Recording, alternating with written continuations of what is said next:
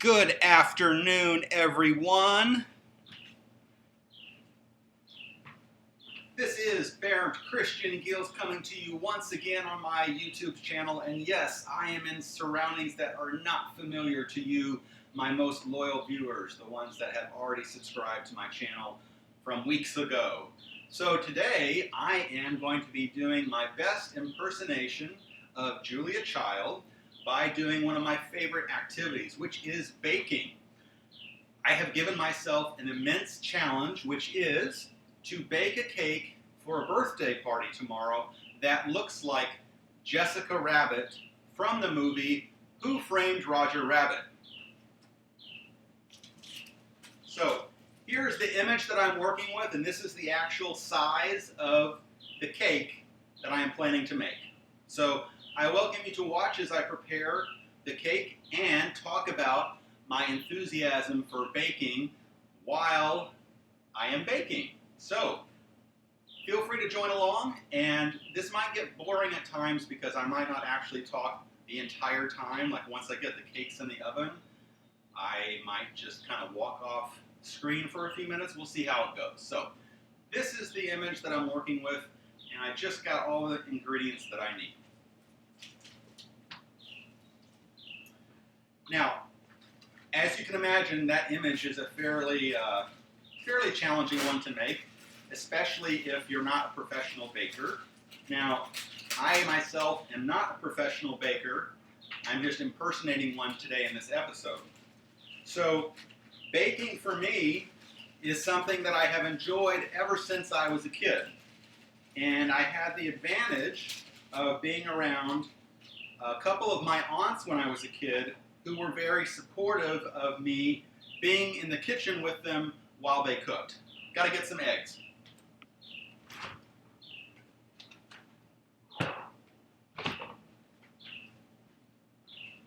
So when I was growing up, I spent a lot of time with two of my aunts. One of them was especially skilled at baking, and I actually, just the other day, talked to her about this cake that I was going to be making, and was trying to get her opinion because one of my concerns that I had in making this cake is I didn't want the cake to rise in the wrong way such that it created a problem with the surface of it once it was baked and ready to be designed into the picture behind me there. So I watched a YouTube video this morning actually about that, and thankfully figured out a way to deal with that, but after buying a suitable pan, thankfully I don't actually have to use this interesting technique. I am going to post the link to that though, so you can see for yourself what I'm talking about. I'm just off screen right now, getting my measuring cup ready. And actually I'm going to use a different one.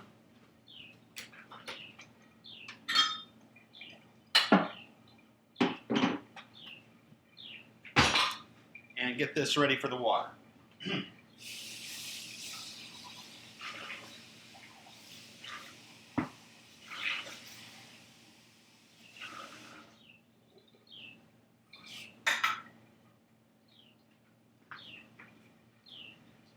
So whenever I bake, and I'm using water obviously, I like to use the best quality water possible. So in some cases, depending on the circumstances, I'll use distilled water. And if not, it can be great to use filtered water by getting your own filtration system at your home so you can get the best quality water out of your tap.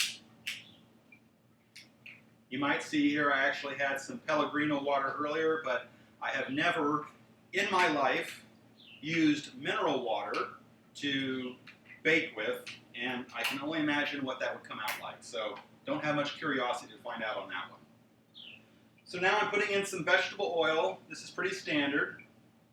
And yes, for those of you who are professional bakers, I am committing the cardinal sin of using cake mixes rather than doing it from scratch. Now, I actually do know how to bake things from scratch, but because of the length of time it's going to take to prepare all this, I figured it was best to allow someone else to give me a little bit of a lead on this by having the cake mix already ready and just having to put in a couple of ingredients. So the one I'm currently working on here is the dark chocolate fudge. I have 2 pans that I've already prepared, and once these 2 have baked, I'm going to take them out of the pans, and then I am going to put the third and final cake batter in to bake. And then once all 3 pans are cooled and the cakes are ready, that is when I will start to actually do the process of designing the cake image as I showed you before. So this one is ready to go. I've got my oven preheating.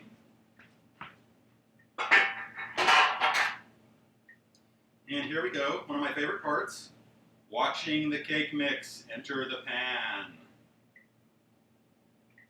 It's a wonderful thing to see that happen, right? You've gotten that far, you mixed the cake mix properly, and now comes the fun part of getting a spatula to get the rest of the mix out of the bowl.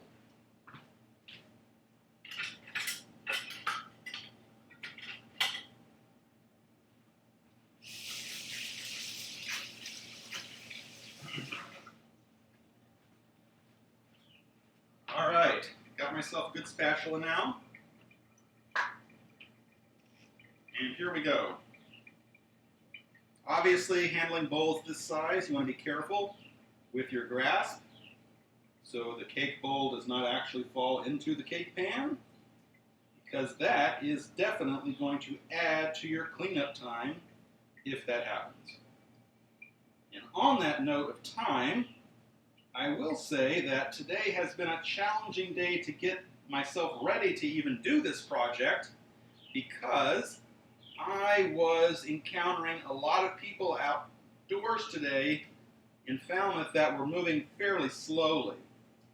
Like when I was in the grocery store getting a few items, I was trying my best to socially distance from a woman in one of the aisles, and she was in a wheelchair and had one leg. So I was trying to be respectful and walk around her as safely as possible, but it still was a bit of a challenge.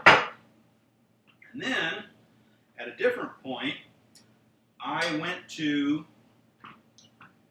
a cupcake shop in Falmouth because I was wanting to get a good informed opinion on a quality knife to use so that when I cut the cakes later, I don't get ragged edges. And for those of you who do really like to try to be perfectionists and are bakers, having ragged edges can be a true bummer. And that sound there is the sound of my preheated oven being ready for action. So I'm just going to check that I've got everything done here properly.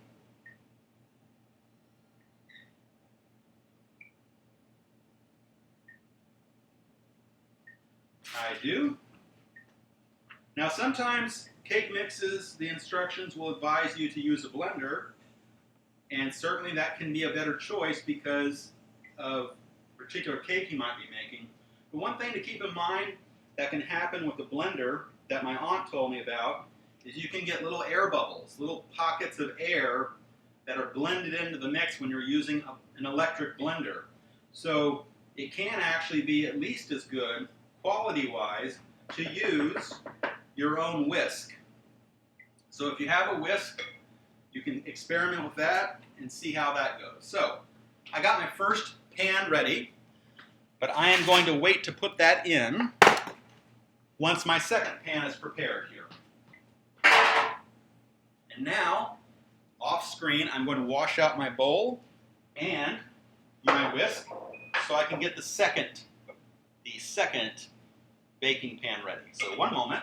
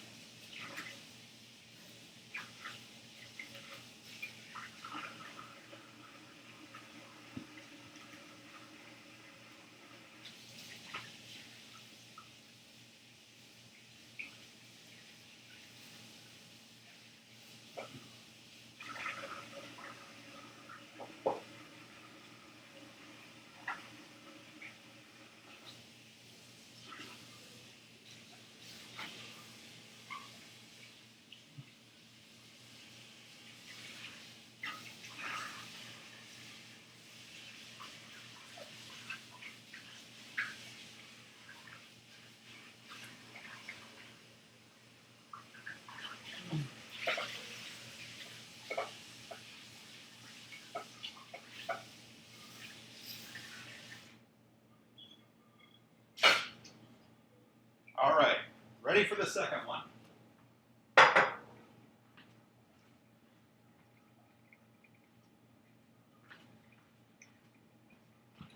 Now, for any young folks out there who are new to the realm of baking, either as a hobby or as a professional aspiration, I can tell you that one question that is good to ask when you're getting into this kind of work or this hobby is, what is a good way to dress when you are baking at home or in a workplace? And one thing I will say is, obviously, it's going to depend on the temperature of the place that you work. So today, I am lucky enough to be able to record this at the home of a very good friend who, as you can see, has a very nice kitchen. His kitchen gets a lot of light, and there is a fairly nice breeze blowing today. So I'm able to enjoy myself baking here in his kitchen with minimal distractions, and that allowing me thus to be able to focus well. So now I'm putting in my 3 eggs once again. And this is pretty much the way I've always broken eggs, is whether I'm making a cake or an omelet, is just knocking it against the side of the bowl, putting my thumbs close to the spot that I've broken, and simply dropping the egg inside. Now I gotta get some water again.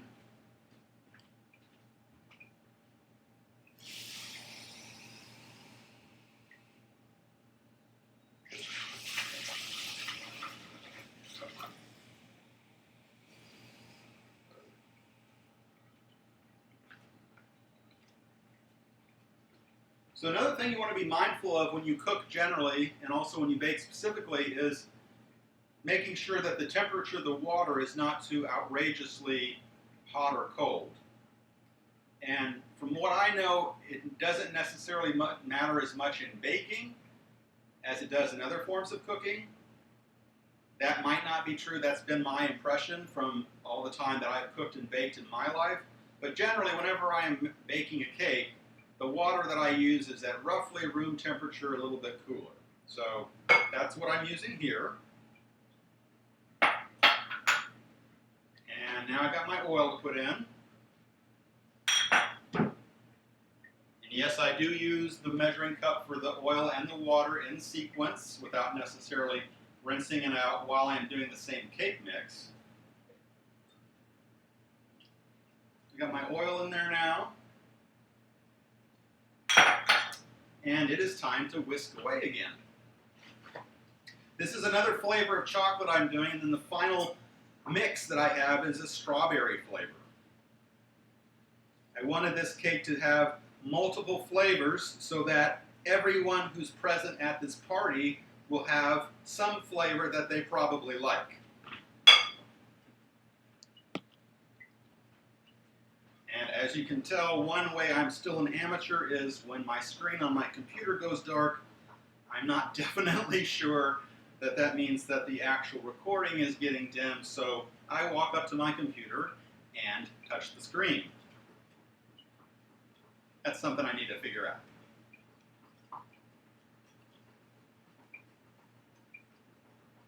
So if you want a good shoulder workout, you can get one by doing a lot of whisking. And I tend to prefer to whisk myself rather than use an electric blender, partly because of the air pockets issue I mentioned, but also it just gives me a feeling of being more actively involved in the creation of the cake.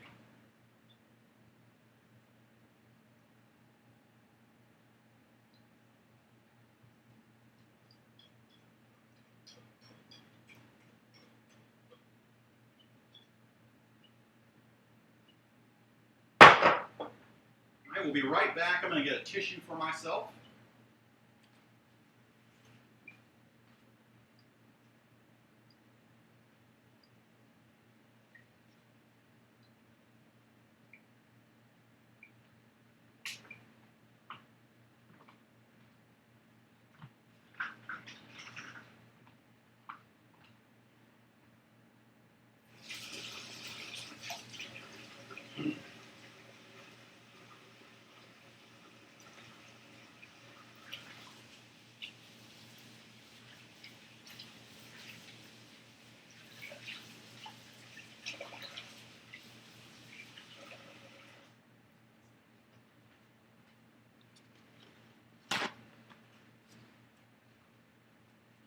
During these days, in the midst of this very sad pandemic, I'm being as hygienic as I possibly can be, so I just washed my hands again, just to ensure that I'm being as clean as possible while working on this project. So, time to use my spatula a second time.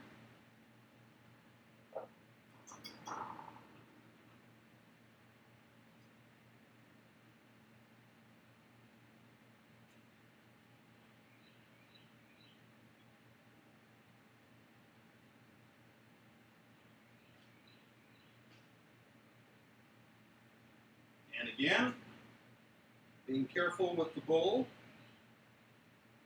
getting in the best position I can so I can use my spatula to get out the remaining batter.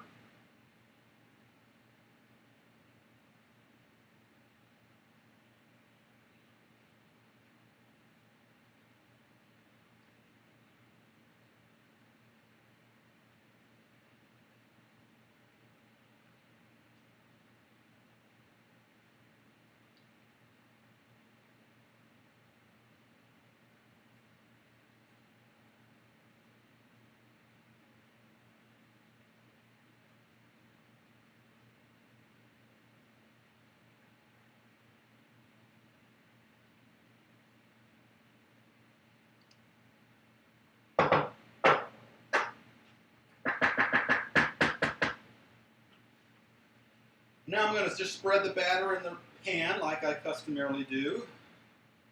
What I usually do is I tuck a little bit of the batter and make these tucking motions towards the four corners whenever I use a rectangular pan. And why I'm doing that, obviously, is just to ensure to the best that I can that when the cake bakes that it's even. And even if you don't do that, the cake should still bake fairly well because as it heats up in the oven, that obviously causes the batter to expand and to kind of flow to a degree. So even if you don't use a spatula or something else to kind of prepare the batter to be as well spread in the pan as possible, it should still bake pretty well. So I am ready now to put both of these pans in the oven. My pans will go into the oven and they will take about 28 or so minutes to bake. So here we go.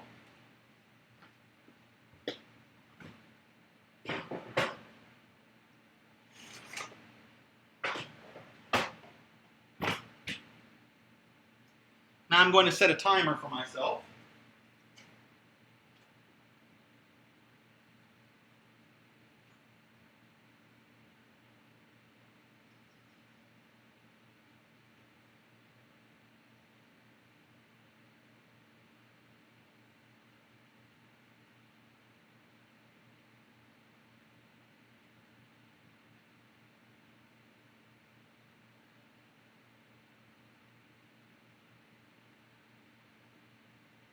All right, got my timer started.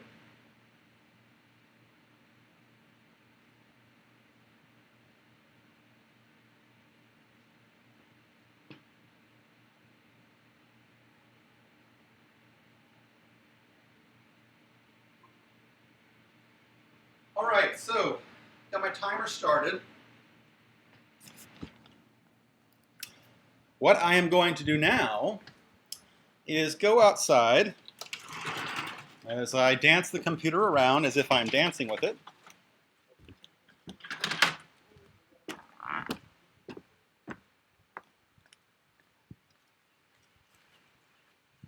So this is my friend Charles's home in Falmouth.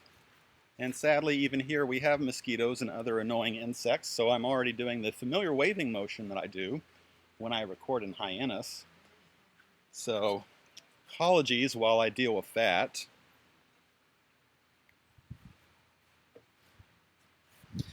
Just going to sit on the ground here outside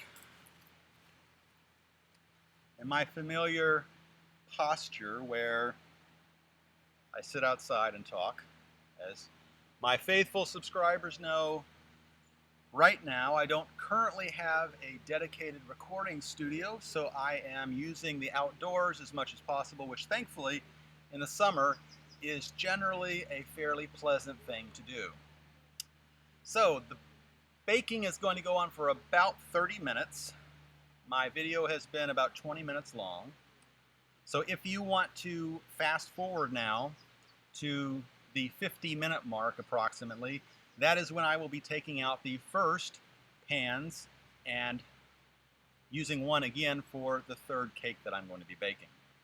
So right now I'm just going to take some time for those of you who want to watch more to talk about the topic that I brought up yesterday, which is how are we all coping during this time of the coronavirus pandemic. I know for many people there is already such a fatigue and weariness about this issue that people don't even want to talk about it. They don't want to hear about it. They don't want to address it at all. They don't want to wear masks for it. And I get that. I understand that this is a very frustrating time for a lot of people, and it's filled with a lot of uncertainty. Now, one of the reasons that I enjoy baking is because it's in my mind, something of a nurturing activity. I am preparing something delightful for a group of people to partake in tomorrow, and I am hoping and planning that the final image will be an amazing one. I have never done a cake this involved in my entire life, and one thing that is very true of me is that I do like a good challenge. So with the design in hand that I showed you earlier, I'm hoping that by later today I will have the cake ready so that I can take it to the home of someone who's going to hold it for me overnight so that it can remain a surprise until the moment it is presented tomorrow. So baking for me, like I was alluding to, is a nurturing activity. It's something that I enjoy doing for the joy of doing it, and I enjoy it because of the joy that other people find in the receiving of the cake. So it's a joy both to give as well as to have other people receive and get to see that.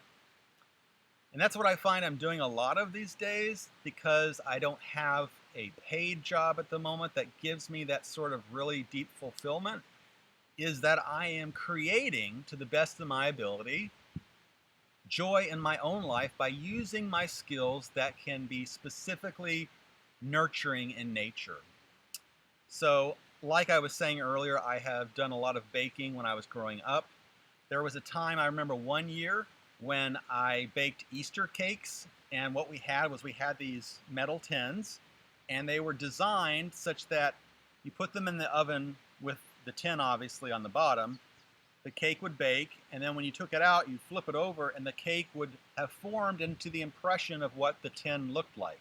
And we had a rabbit tin, and we had a lamb tin. And obviously these were fitting tins to use for Easter time, right?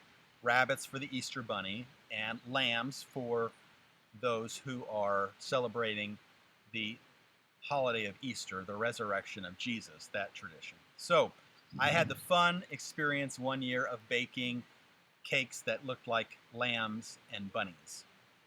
And some of my other favorite things to do besides baking cakes, I like baking cookies. I've never done much bread baking. That's something that I would be interested to do in the future. But baking has always been a great pleasure for me. And not just my aunts were helpful in exposing me to that, but also my grandmother, my dad's mother. When she was alive, she was quite adept in the kitchen, I would say. And one of the things that I still remember that she made was she made these cinnamon rolls with a really lovely frosting that didn't feel like it was too loaded with sugar, but was definitely sweet. And I still have very fond memories of coming into the kitchen in my grandmother's house and seeing a pan of cinnamon rolls and appreciating my grandmother for her baking and cooking skills. I also have an uncle, my Uncle Daniel, who does enjoy baking as well. So baking isn't exactly an unfamiliar practice in my dad's family. So besides baking, there are other activities that I enjoy doing that can inspire and uplift people. I enjoy my artwork, which is also why I wanted to do this cake, because it's both baking and artistry. I love to do drawing, and I've done watercolors. I've painted with acrylics. I have done photography, taken some great pictures in a number of places of the world, including Norway and Hawaii and California and Minnesota and the Washington, D.C. area. In the many places I've been able to travel, I have greatly enjoyed the chance to take photographs. So that's another activity that I do as a pleasure for myself, but that can also be nurturing for others. You know, the beauty of the world is something that truly inspires us. Beauty in the world, in our natural world, is what has inspired people throughout history to create places like parks and nature reserves, and even reserves under the water. And on that note, I will say that in a future episode, I am going to talk about the NOAA National Marine Sanctuary System. And just as a small teaser, what that is the NOAA National Marine Sanctuary System is a system of sanctuaries, in this case underwater parks, that are dedicated to preserving biodiversity and the economic vitality of the communities adjacent to them. The history of the National Marine Sanctuary System goes back several decades, and in a forthcoming episode, I will talk at greater length about the National Marine Sanctuaries Act and the National Marine Sanctuary System. And it is my goal at a later date to actually create one episode per National Marine Sanctuary to profile these sanctuaries at greater length for those who enjoy coastlines and ocean exploration and underwater parks. So I welcome you to stay tuned to that.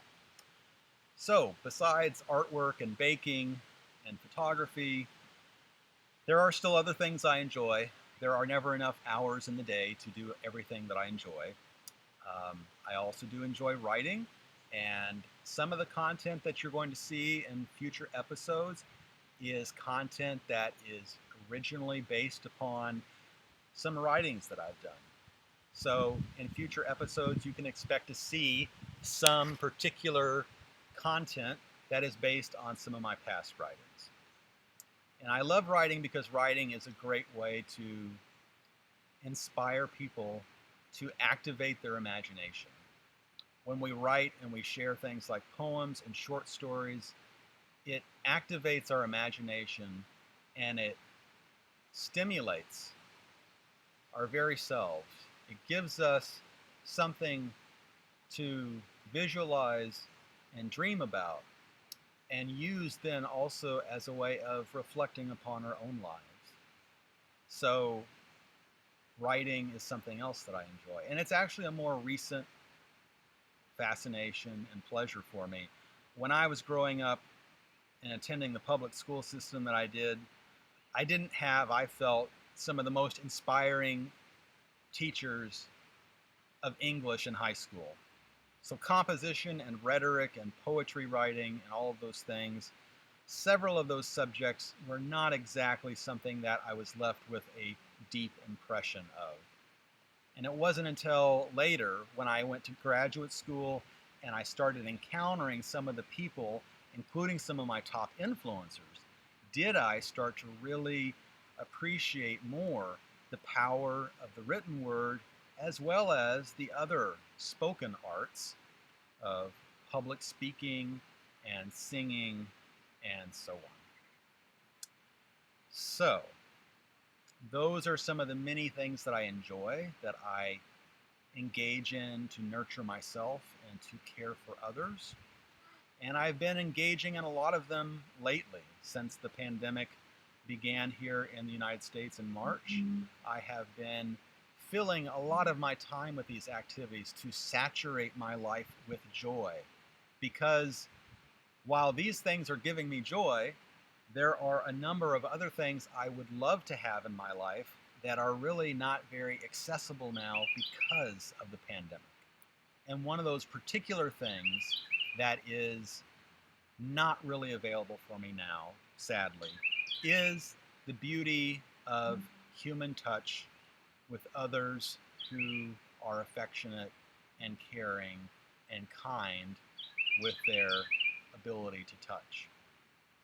And I know that many, many people are suffering from sadness and depression and frustration and anxiety because of the limitations that we face in our lives right now due to the precautions we're being asked to take so that we can contain and eventually overcome the current coronavirus pandemic.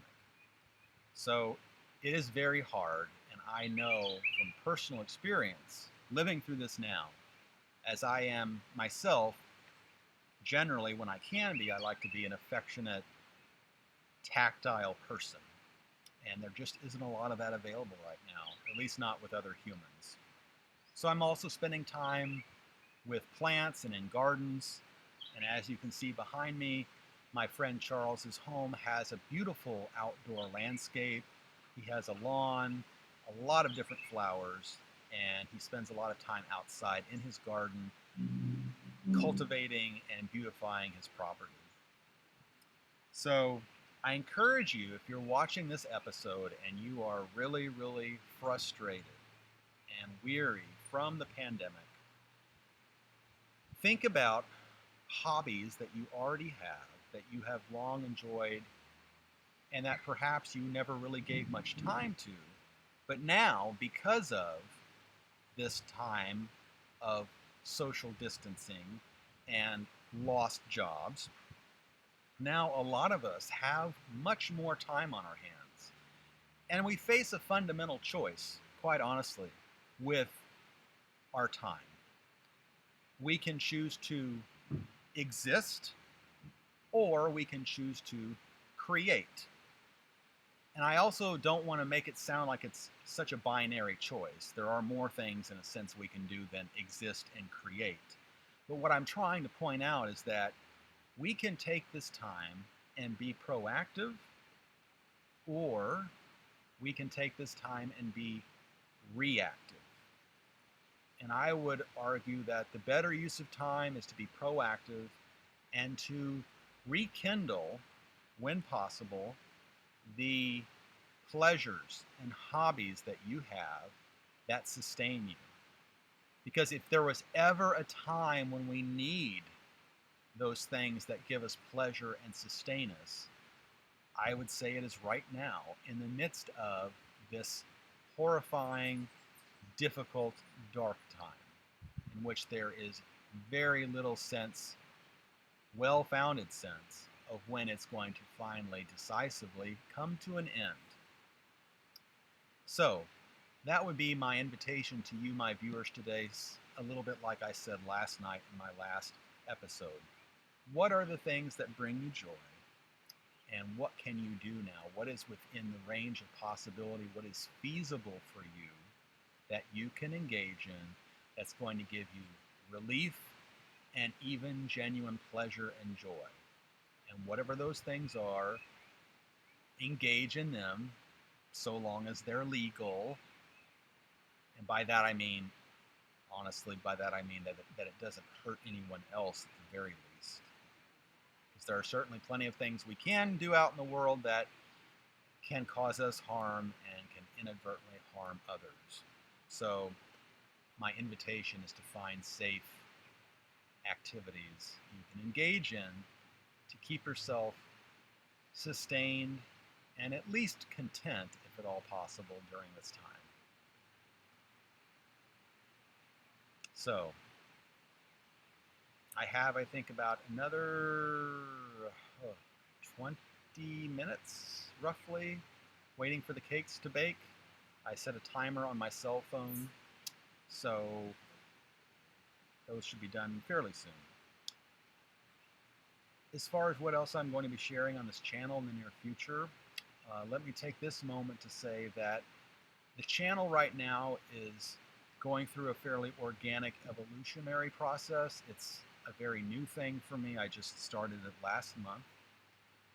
And while I do have a purpose statement, which is to educate, inspire, and entertain people, I am being as open as I think is reasonable by creating my own content, but then welcoming people once they subscribe and become fans to contact me through my channel and propose other content, other ideas for episodes.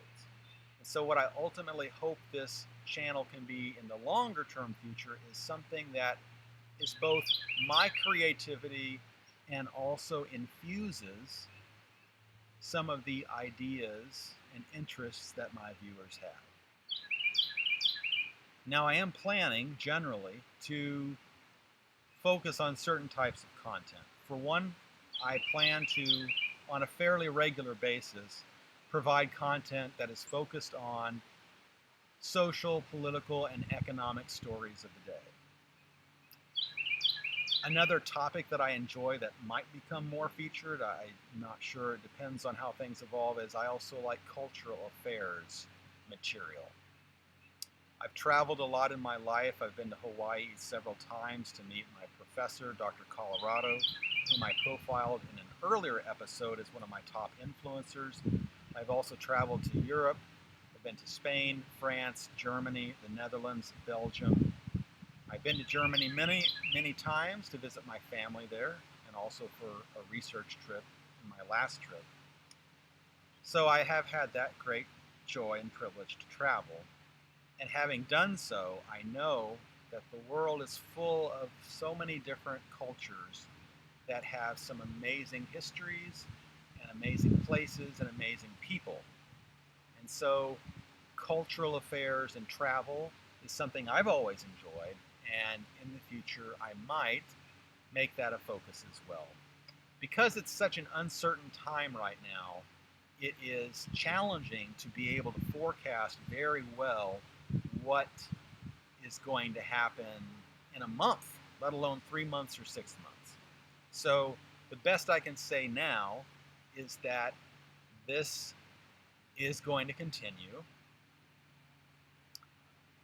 for as long as I can, and I'm going to do my very best to bring all of my viewers content that fulfills my mission statement: to entertain, educate, and inspire you, my viewers. So I thank you to all of you who have already been watching. And what I'm going to do right now is I'm going to take a little break. I'm going to let the camera, the video keep going. I will be right back because I want to have my phone on me that has the timer running. And then I will talk about some other current events going on right now. And once I'm done with that, the cakes should be ready to come out of the oven, and then I can put the third one in. So I will be right back. I'm going to leave this running. You can enjoy the beautiful scenery of my friend Charles's backyard with the birds singing and the sunlight dappling through the trees, and I will be right back.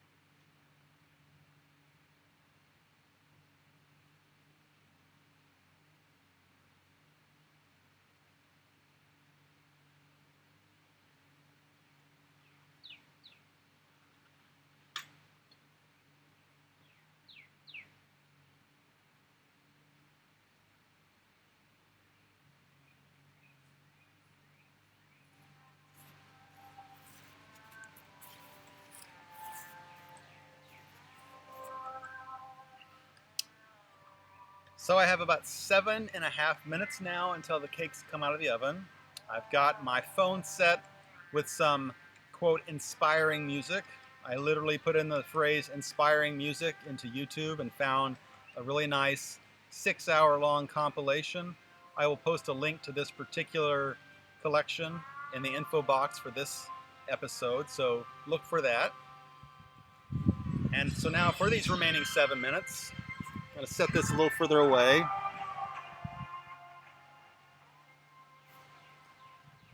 And for these next 7 minutes, I'm just going to speak about, the state of things right now here in this country.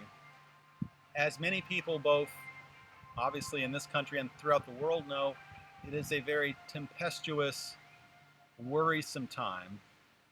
And one of the topics that has been in the news much more than it usually is has been the issue of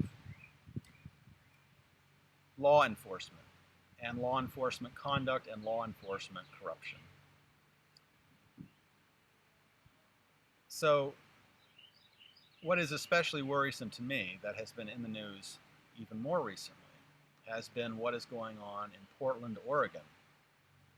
I have friends in the Pacific Northwest. I even have some contacts in Portland to this day.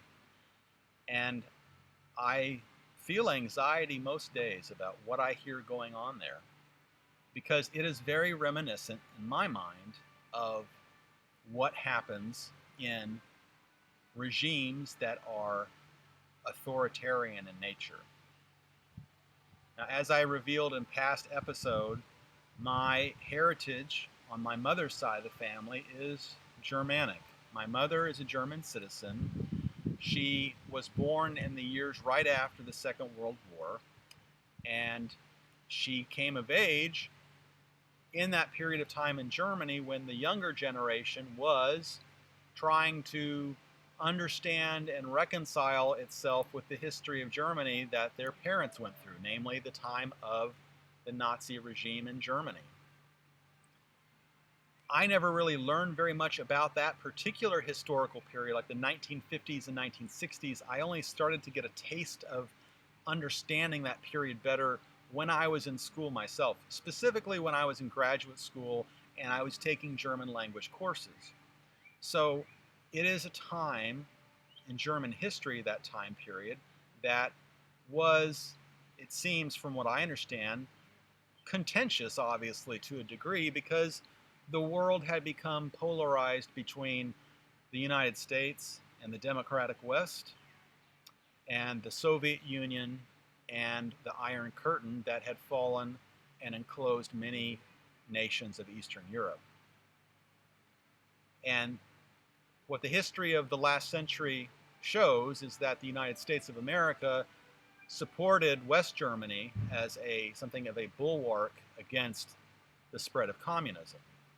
And that was one of the main geopolitical phenomena of the 20th century, from the end of World War II until 1989, when the Berlin Wall fell and communist regimes throughout Eastern Europe collapsed in that immediate time period as well, around 1989 and 1990, that time period.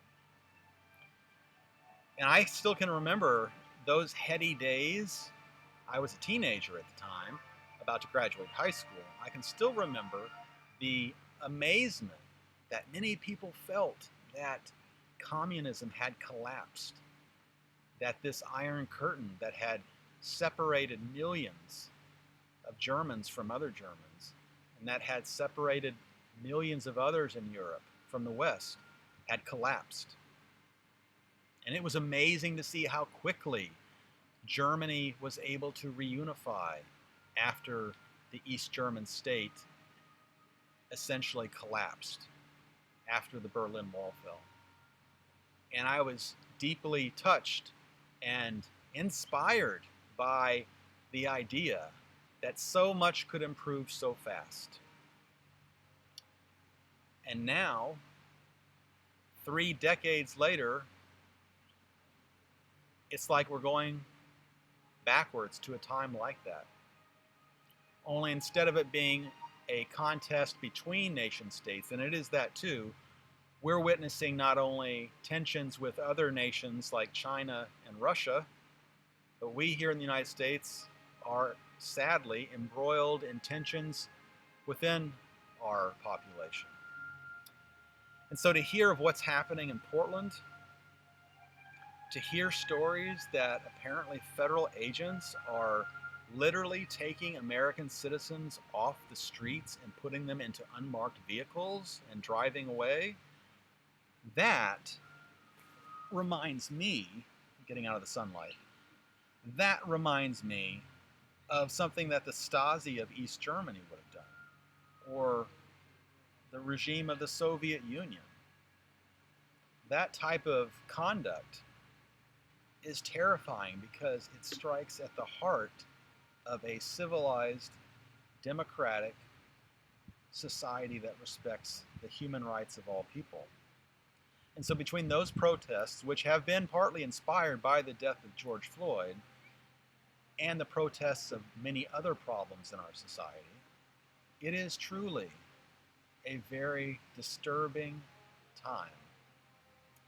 And that is also partly why I was motivated to start this YouTube channel, is because there needs to be in this world more joy and laughter and hope and camaraderie, community, love, and kindness.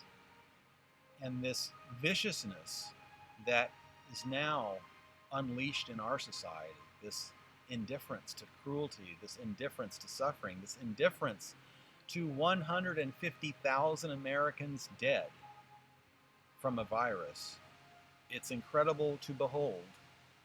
And it makes me think of another historical time, the mid-1980s, during the AIDS epidemic, when so many people in our country died, and all the families who lost those loved ones. So on that note, I'm going to pause now. The timer for the cakes is coming due here in 10 seconds. So I'm going to take you inside, back into the kitchen for the next step in the cake baking saga. And so I welcome you to either continue to stay tuned in or tune out, and we'll enjoy that next scene, hopefully together.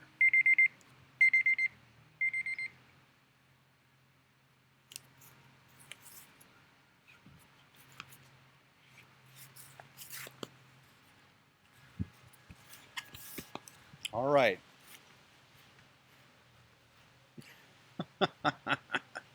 There you go. If you like tornadic vision, this is me on my way to reclaiming the cakes from the oven. Ooh, that almost got me a little dizzy.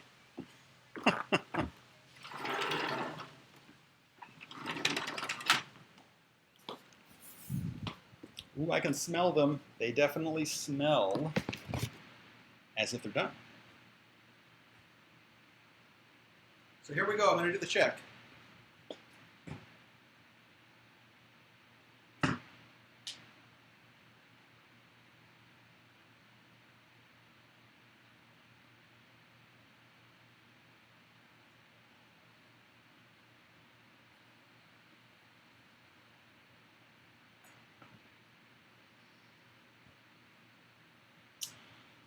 All right. So the cakes are looking good. There is one particular issue with them, however, that I was studying up on earlier. And despite the fact that the pans that I literally bought today are promoted as having even heating, the cakes do have a slight mounding, meaning if you look at them, the middle of the cake is a little higher than the edges near the pan. And the reason that happens, according to a YouTube video that I watched this morning, whose link is listed in the info box, is the batter near the edge of the pan heats more effectively first because it's right next to the edge of the pan, whereas the batter in the center of the pan is cooler at first, and so what happens is the edges bake faster, and then the middle bakes a little bit more later, and it bakes higher because the edges have baked out first. So rather than expand out this way, with the edges having baked more first, the middle of the cake expands upward. And so you get this mounding effect. So this gentleman on this YouTube video that you can see below, he showed a method for how to prevent that from happening. And now that I see that the pans, even though they're supposedly designed to not do that, I am going to use this technique to see if I can prevent it in the third pan that I'm going to do. So I'm going to take these out right now and then see how they turn out. So 1 second.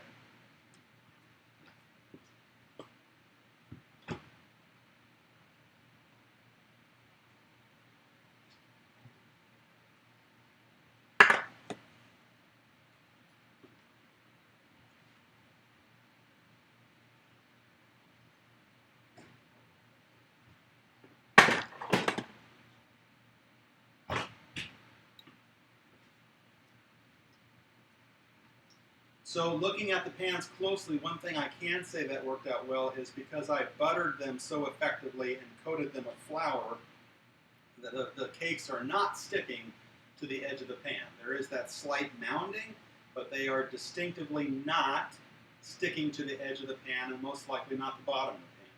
So what I'm going to do now is I'm going to clean up my mixing bowl and at least get the mix ready for the next cake while those two cakes cool off.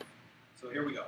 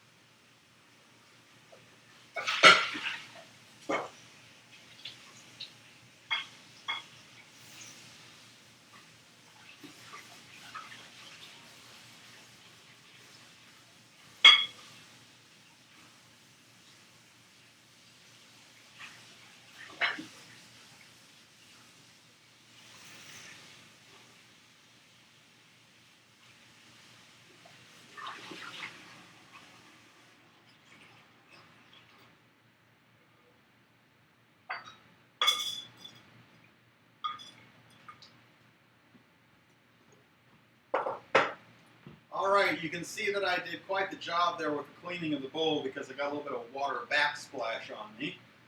And this reminds me of another important point, not only when you bake, but when you cook generally, which is a good way to deal with the process of preparing something, whether it's a cake or a large dinner party, is to clean as you go. What that means is, as you make a mess and use pots and pans and so on, you clean it up as you go, such that at the end of the preparation, whether it's been 1 hour of work or 6, you do not have a kitchen so full of dirty dishes that you feel overwhelmed at the sight of them and want to go hide. So, I encourage you to clean as you go.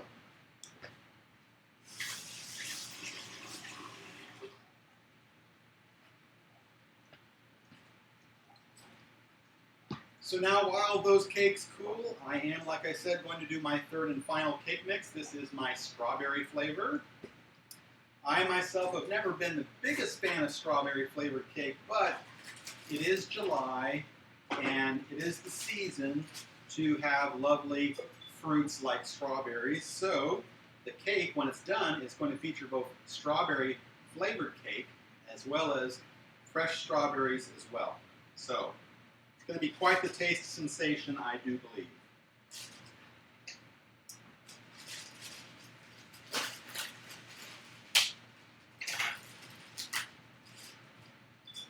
So once again, using my mix, dropping it into my mixing bowl, setting these aside for use in a moment, getting out my eggs,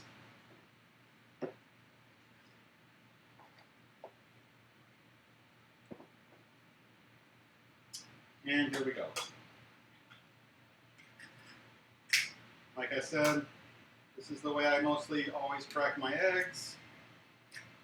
Insert the thumbs into the little spot that's broken, push it apart, voila, a lovely egg dropping into your mixing bowl. Now I've got to get my oil and water ready.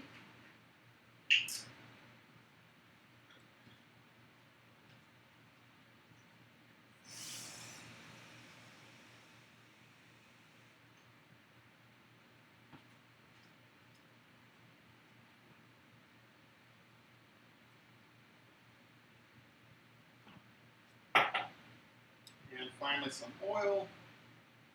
And always make sure that you look at the correct side of the measuring cup. If you do the wrong side, you might be measuring in milliliters rather than in cups and pints. And on that note, yes, I do find it unfortunate that here in this country, we still use feet and pounds and inches rather than the metric system. When I was in college studying atmospheric science, we used the metric system when discussing and learning about the way the atmosphere functions. So I was automatically introduced to the metric system from a fairly young age. And I think it would be great if one day we actually all used the same system so we would spend less time translating numbers into different units. And the healthcare system in this country already does use the metric system somewhat. For example, liters of fluids rather than gallons. So there are some aspects of this country's various systems that actually already do use the metric system.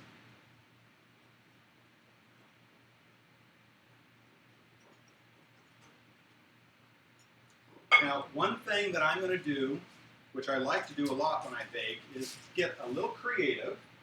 So I have fresh strawberries that I bought for the cake once I start doing the decorating. But I'm going to throw a few into the actual cake mix and bake it. I've done this before. It turns out fairly well. The only thing you want to think about, well, the primary thing you want to think about when you do something like throw fresh fruit into a cake mix is think about the water content. If you use a fruit that already has a lot of water in it, and you've made your cake mix maybe a little bit on the moist side, meaning you've put in a fair bit of water in the ratio to the other ingredients, you could get a cake that bakes insufficiently because there's too much moisture in the cake mix itself. So you need to be mindful of that. So one way you could counteract that in making a cake with fresh fruit in it is you could put a bit more dry ingredients in, maybe a little flour. Not too much though, because then if you're way too carried away with the dry products, you can imbalance the ratios and have the cake bake wrong in a different way. So, but I'm going to go ahead and put a few strawberries in this, and watch as I do this.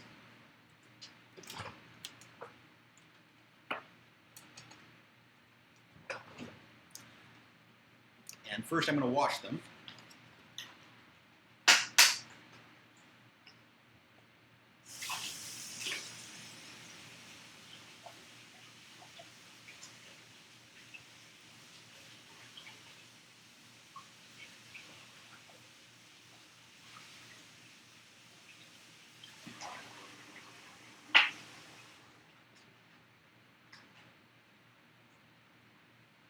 I'm going to get another bowl to put the strawberries in once I've cut them up, just for the sake of ease.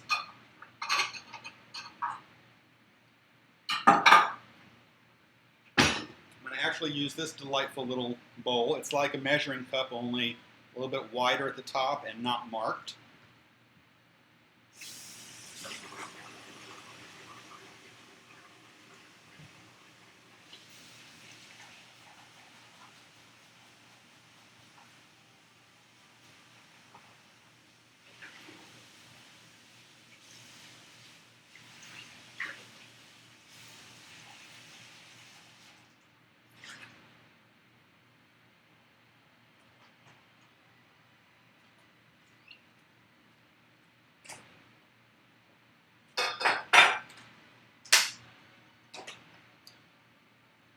And finally,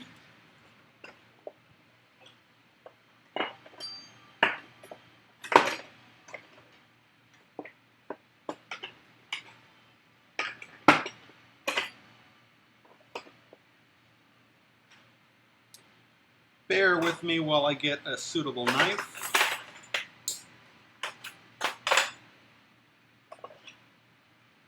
All right.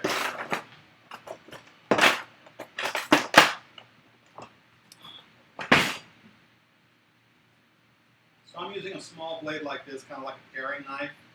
Now, when you cut things, obviously, whether you're an adult or a teenager or a kid, you want to be careful, right? Sharp objects. So customarily, the way that is best to cut is to start slicing away from you rather than toward you. If you become so adept that you can really get a good hold of the knife and control it, then you can start cutting in the other direction. But it is not something that I would recommend anyone do unless they're very adept and have developed the skill for a sufficient amount of time.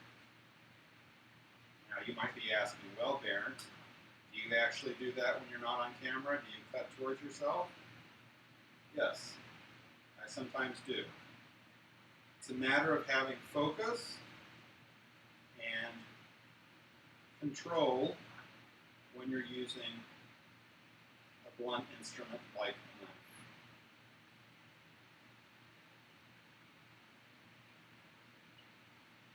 Now, strawberries can be kind of one of those tricky things sometimes because they can get mushy in spots, and then other spots of the strawberry can be quite firm. And sometimes like this, the outer part of the strawberry looks fine. You cut into it and suddenly you find a pretty rotten core inside. So cutting strawberries can be a bit of a fraught endeavor.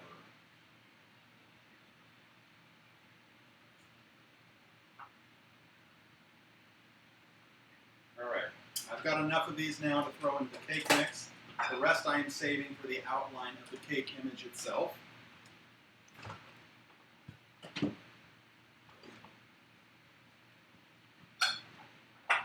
So all I did so far is cut off the tops. Now I'm going to inspect each strawberry again, and this time, rather than just doing the tops, I'm going to see if there's any mushy areas so I can cut those out so they're not going into the cake mix. And this is where attention to detail is very important.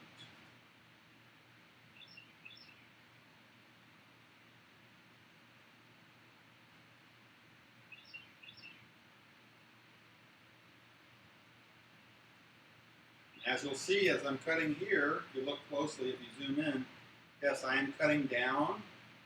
What I like to do is cut them in halves, hold it, and then cut either toward or away from, I should say, my fingers.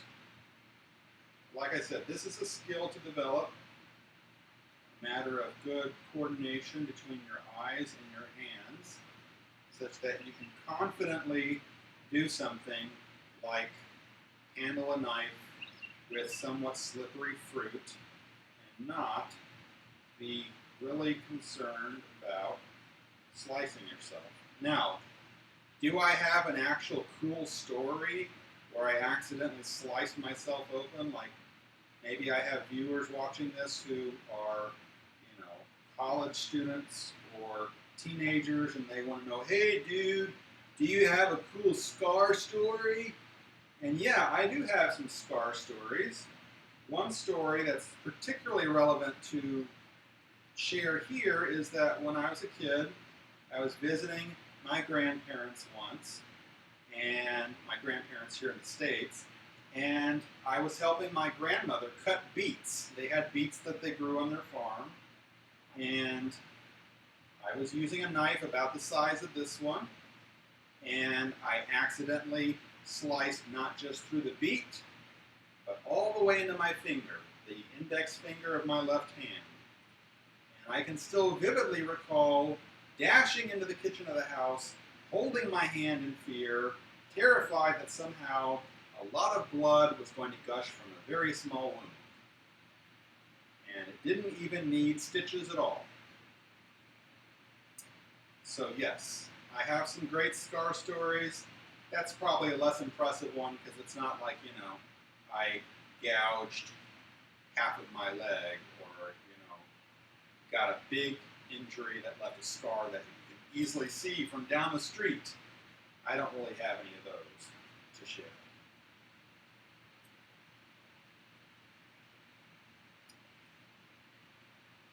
Another reason I like strawberries, not so much making strawberry cake like I said, but strawberries in general, is my grandparents, when they were alive, they grew strawberries on their farm.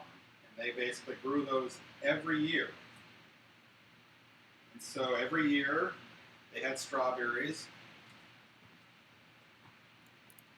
And my grandmother would turn the strawberries into all sorts of things. She would turn it into something like jam. She would use it to make just kind of, not so much a fruit salad, but like kind of like a concoction of strawberries and not a jam, but just kind of like a syrup. So we'd have these really tasty strawberries that had been kind of almost marinating in their own syrup. We'd have that with French vanilla ice cream, and that was very, very tasty.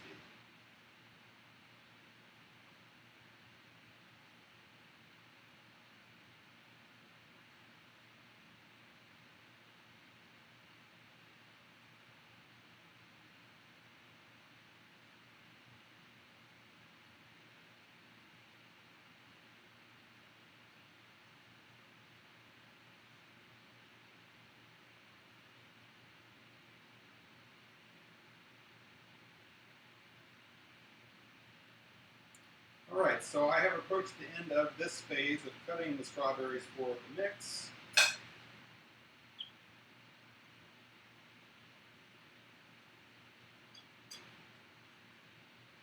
I'm now going to check on the status of the two pans for the two cakes that have just popped out of the oven, see how they're doing with their cooling. And I'm going to do a little bit of that cleanup as I go now here, as I don't need any of this. And I have baked so much in my life that I generally know how long it takes to bake a cake without having to look at the box for instructions.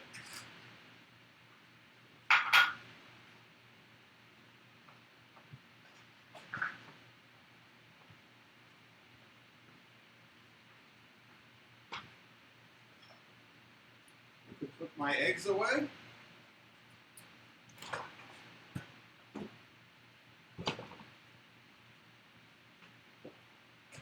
And yes, I did get pre-made frosting as well because the design of the cake is going to be fairly intensive here. Now I can throw away the cut strawberries. This is a marble countertop, so it makes cleanup easy.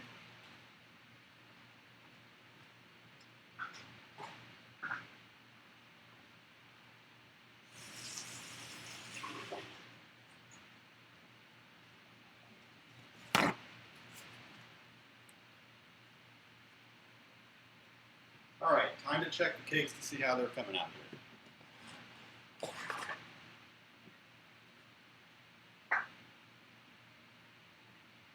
One of the simplest ways to check that a cake is done is to insert a toothpick into the cake if the cake is sticking to the toothpick or if it's gummy or kind of still like a liquid form, then obviously the cake needs to bake some more. So one thing I like to do to check on the cake as far as the bottom of the cake is to use a knife.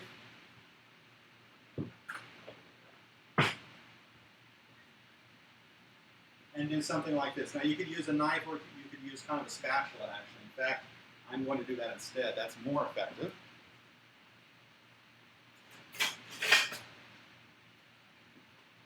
Something like this is even better because of the length.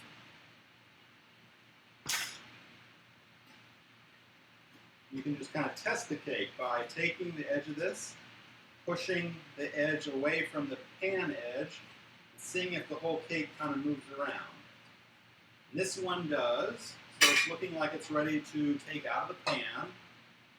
And so that means you don't necessarily have to wait for the whole cake to cool before you take it out. If you have buttered and floured your pans sufficiently, then the cake should come out of the pan pretty easily, even when it is still fairly warm, once it's just come out of the oven. So I'm going to take the cake out of the pan now.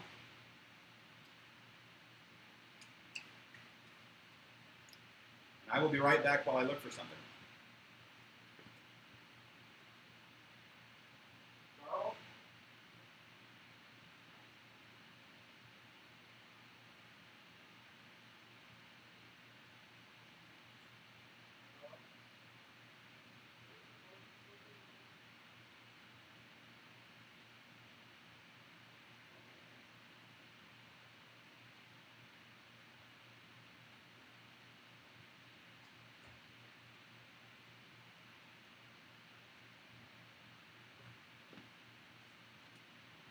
All right.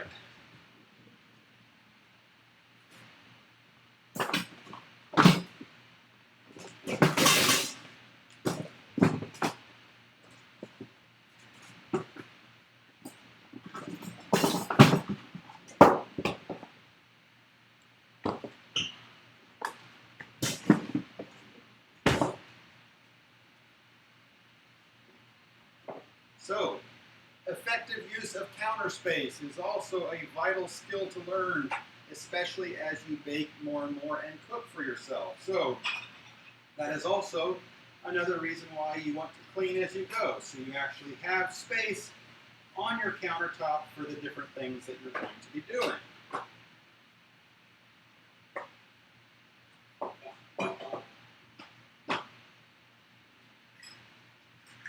Now, I'm going to use parchment paper for the present moment here, so I can lay out the cake on top of this so it can cool even more fully.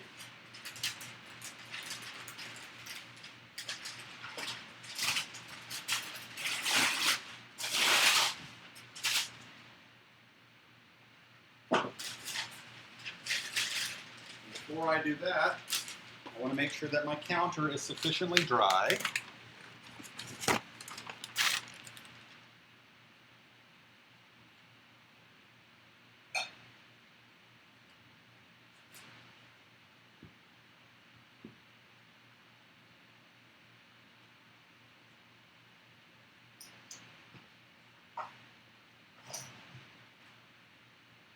All right.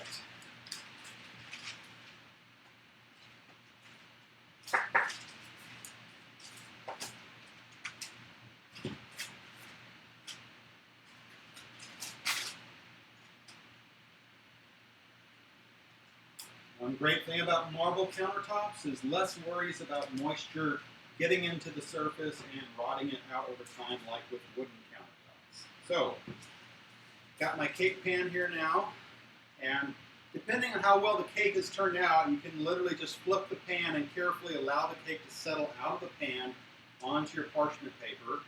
If it hasn't cooked very well, then you might want to use a different way. But this, I can tell, has baked through thoroughly and has cooled enough and is detached enough from the actual pan itself that it should come out of the pan pretty easily. So here we go. Excellent. Looks very good. And because I did have a little bit of this issue with the mounding in the cake, what I can do is I can just serve the cake with the bottom side up. After all, since I'm frosting it, no one's going to necessarily know if It's an upside down cake without pineapples in it. So that cake has now popped out. I'm going to clean my pan, put butter and flour in it again, put my next and last cake mix in, and get that one baked. So here we go.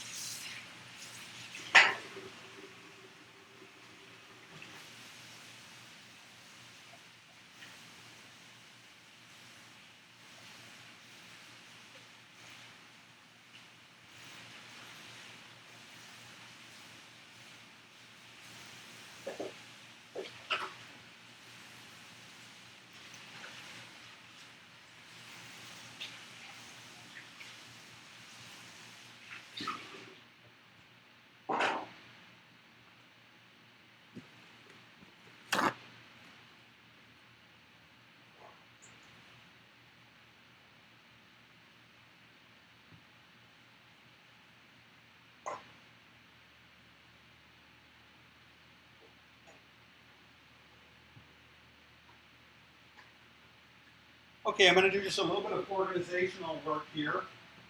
As I get that pan ready, I'm going to move this cake off site here next to my computer. Got my other cake that's already done here in this pan. And now, because those two cakes did mound a little bit, I'm going to use this technique that I learned about today and see what kind of a difference it makes with the third and final cake mix. And as I said earlier, the link to the video that I watched to learn how to do this is posted in the information box for this episode, so check that out.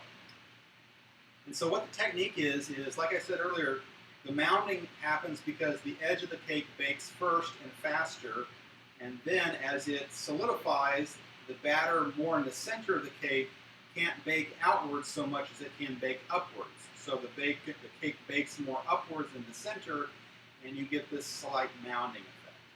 Now, if you're doing a sheet cake like I am, and you're looking to create a beautiful design from it, you obviously don't want a mounding effect so much. So what this gentleman showed to do involves using two things. Well, you can do it a couple different ways. I'm going to use aluminum foil and paper towels to do that. I'll show you the technique. I'll be right back. I've got to get more paper towels.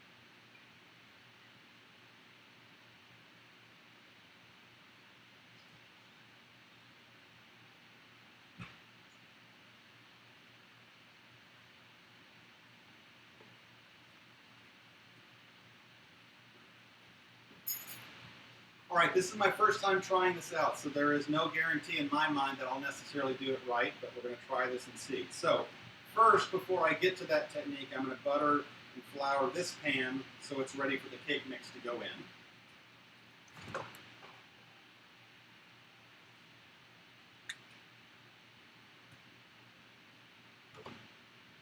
Because my butter has been in the fridge and it has hardened a bit, what I sometimes do in cases like that is I take the butter, whatever amount that I need, I put it into a container, perhaps just something as simple as a measuring cup, and I pop it in the microwave for just a few minutes until the butter is soft but not completely liquefied.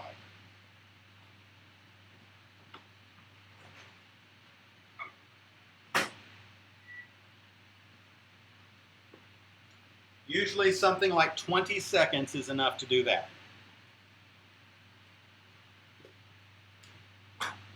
And it's now time to plug into my computer because the battery is getting a little low.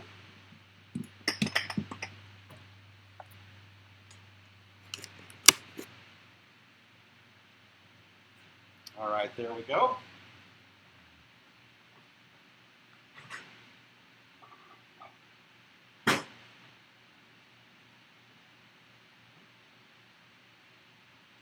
Obviously, there are other ways to do this besides my technique as far as preparing a pan for baking. This is the way I like to do it. And then what I have typically done, and I don't think it was my aunts that taught me this, this is just kind of how I took it up. Get a piece of paper towel, fold it neatly, geometrically. I'm a math geek, so I'm good at folding and doing ratios here. And then I just use this and rub the butter all over the bottom of the pan, coating it as evenly as possible.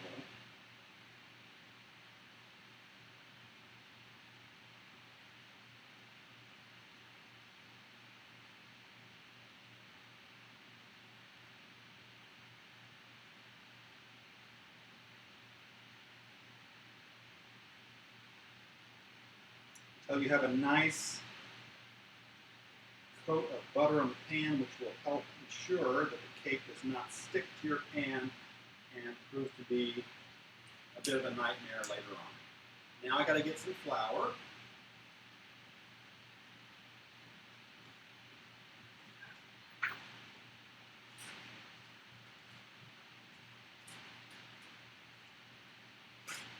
And in this particular case, I am using all-purpose flour, unbleached flour. It's King Arthur brand, very good brand.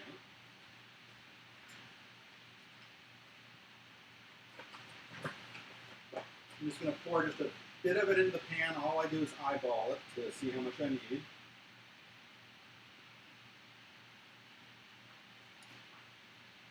And then once I'm done with that, the way I spread it around the pan is I just tap it and allow the flour to smooth all over the pan.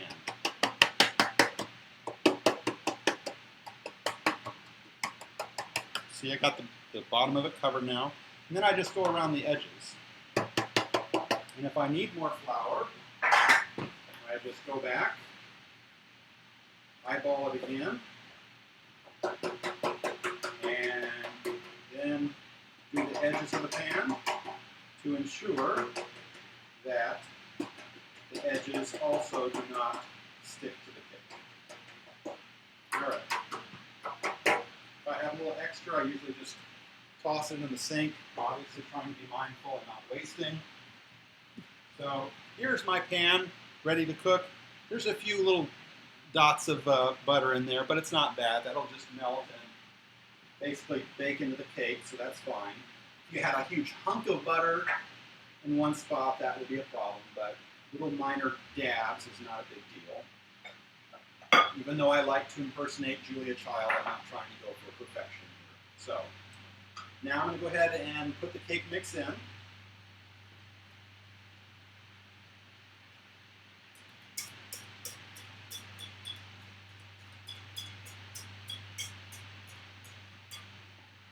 I'm going to use my spatula to get the rest. Being careful as possible to not, lose the batter onto the counter.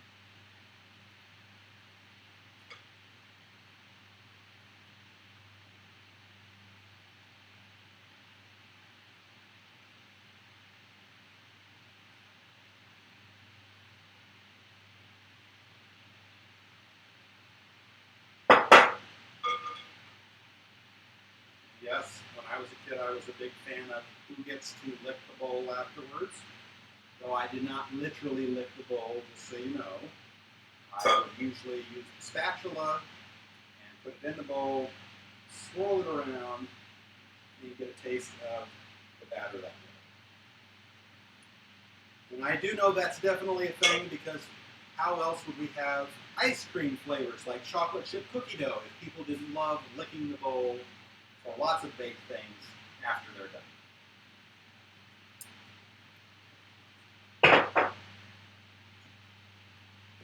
All right, so got the batter in this pan. Now I am going to show you that technique that I learned just earlier today. So what this involves is paper towels. I'm first going to wash my bowl to do this one last time.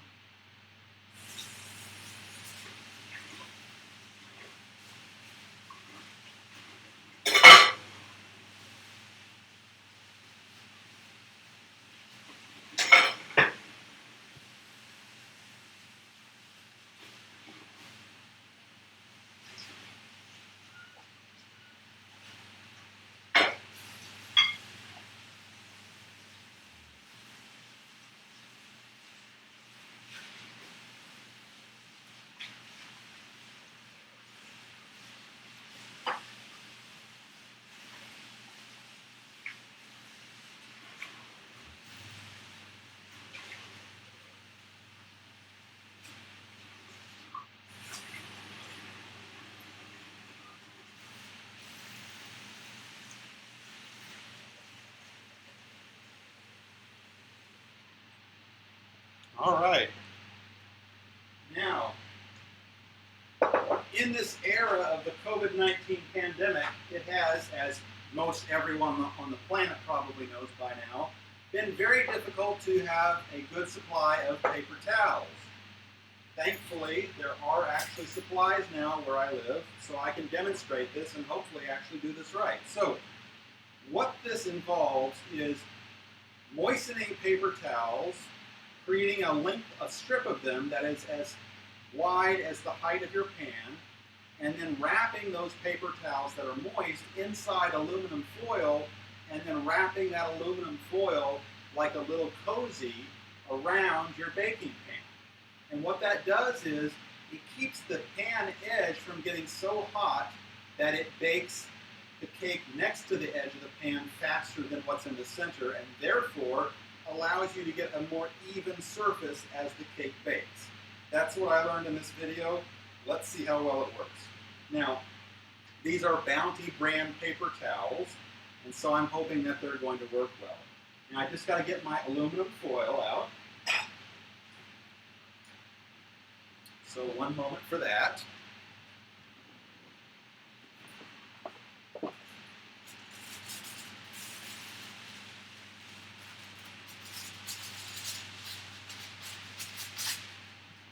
It looks like I got just enough here.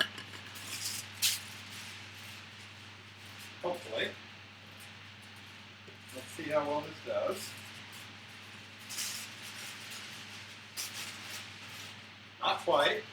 So we're going to have to use more.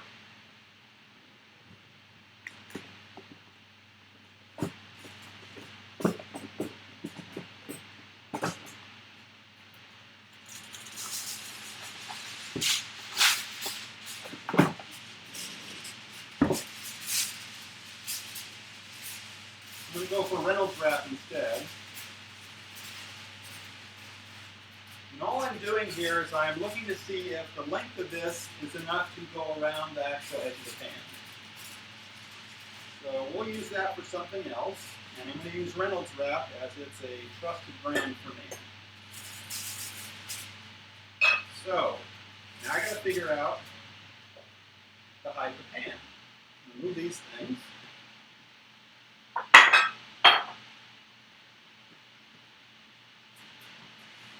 Cake pan there.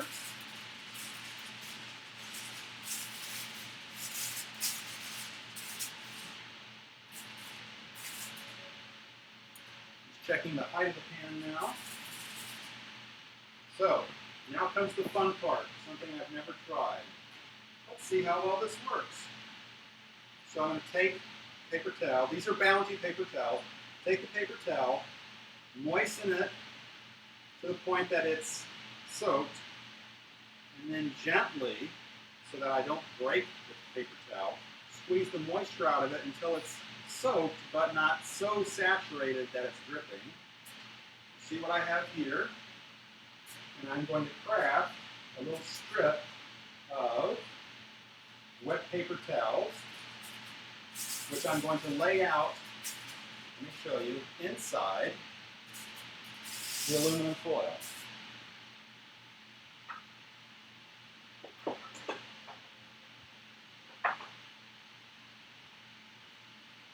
I'm going to repeat this. So take more paper towels, moisten them, gently, very gently, squeeze water into the entire paper towel, and then squeeze firmly until the whole towel is soaked, and then gently peel out the paper towel so that it's not stuck to itself until you get the whole paper towel back, but it's now very, very moist. And you're going to lay that on your aluminum foil, just like that. And another time, here we go. Moisten the paper towel. Take it in your hands, squeeze the water throughout the paper towel until it is fully moistened. And yes, you obviously should be careful about hygiene when you're doing this, and be clean. Wash your hands before. However, you don't necessarily need to use anything like distilled water for this, because what this is going to do is, like I said, it's going to temper the heat of the pan such that the edges of the cake mix do not bake faster than the center.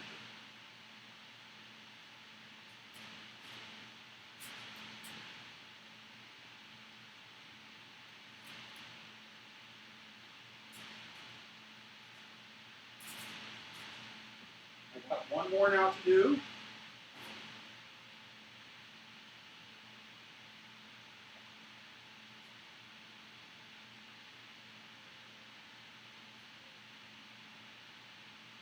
Like I said, soak the paper towel, gently handling it so that it does not crumple in your hands. This is why I recommend Bounty, because look, this is how well it holds up if you're careful after soaking it. It almost looks like nothing is in the towel from far away.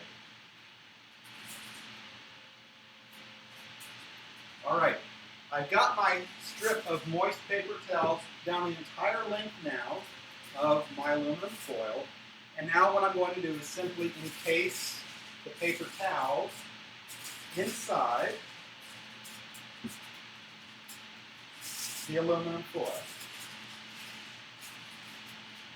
And like I said, I've never tried this before, so this is an experiment, an act of trust and faith that this technique, shared by someone I've never met on YouTube, actually is going to work. It certainly shouldn't hurt the cake, because all it's doing really is protecting the edge of the cake pan. So as you can see now, I am enclosing the moist paper towel inside the aluminum foil.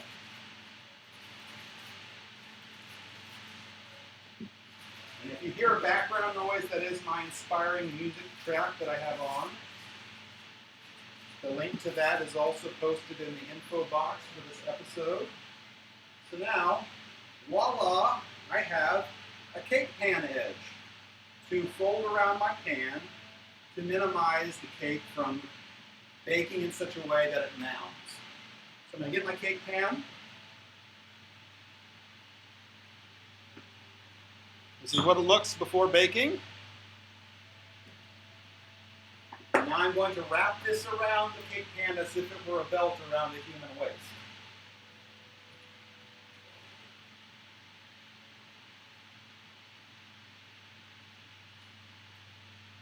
This is a skill, obviously, where you're going to have to be, good at using your hands and wrapping things.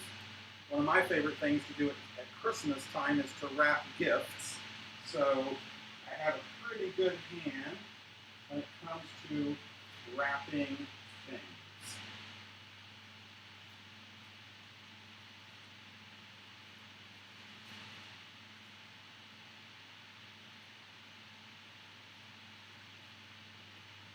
And look at that.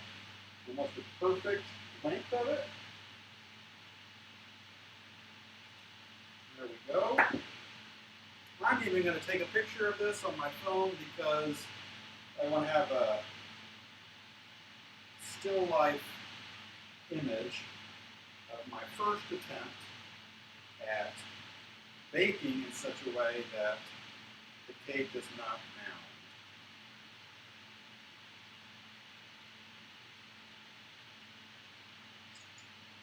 All right, so it is time now to put this in the oven.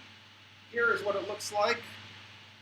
You can see I have encased my baking pan with this length of aluminum foil that it has moist paper towel enclosed, and this is going to mitigate the heat of the oven near the edge of the pan such that the edge of the pan inside, that cake batter, will not bake faster, hopefully, than what's in the center.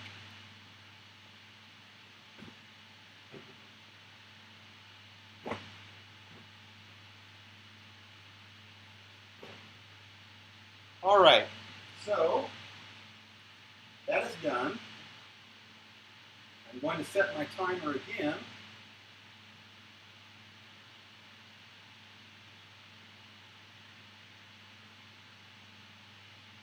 set my timer.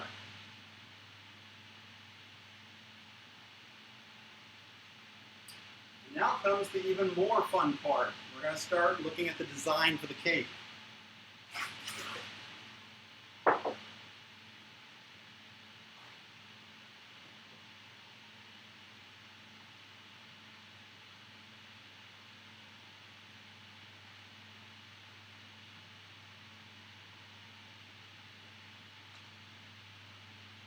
All right.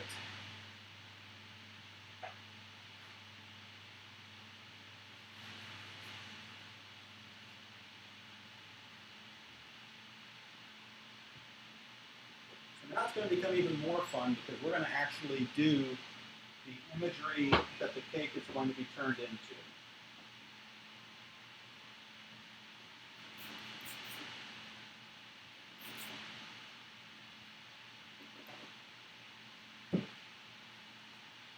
Just cleaning off my marble countertop here so that I'm ready to go, just so that it's not overly covered with cleaner. I'm just using a paper towel between the one with the Windex and the countertop to wipe it a second time, because I am a bit of a clean freak and believe that hygiene is important. And voila, now we can start to get ready for the most fun part, the part where I'm going to create a female form for a cake.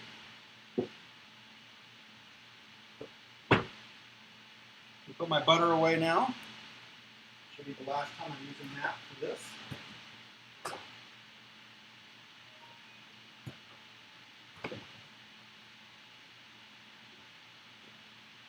I am going to treat myself to a small drink because it is a warm day here on the Cape.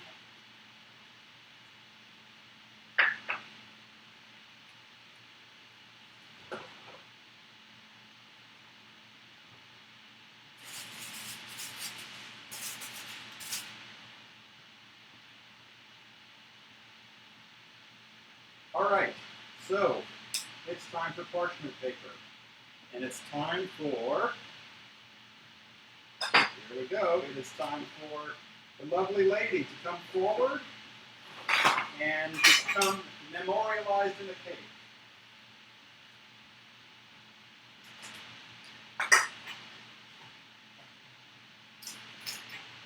And like I said, cleaning as you go is a most wonderful practice to get involved in.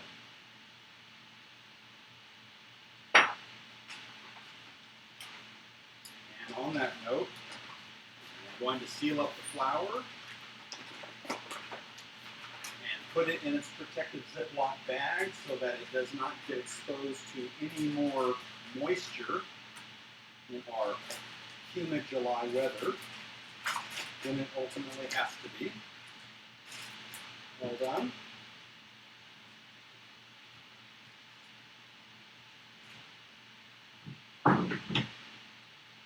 All closed up. All right, it's time. So, let me get out the lovely lady here.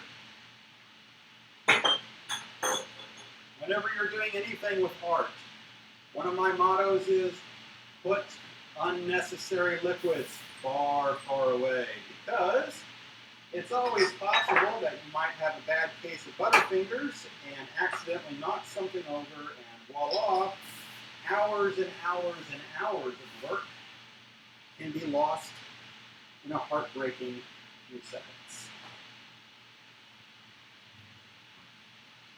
I just smudged a little something on the counter so, and wipe it down again. And my artwork here is literally going to be touching this countertop, and since I might frame this piece later, I don't want butter smears on it. All right.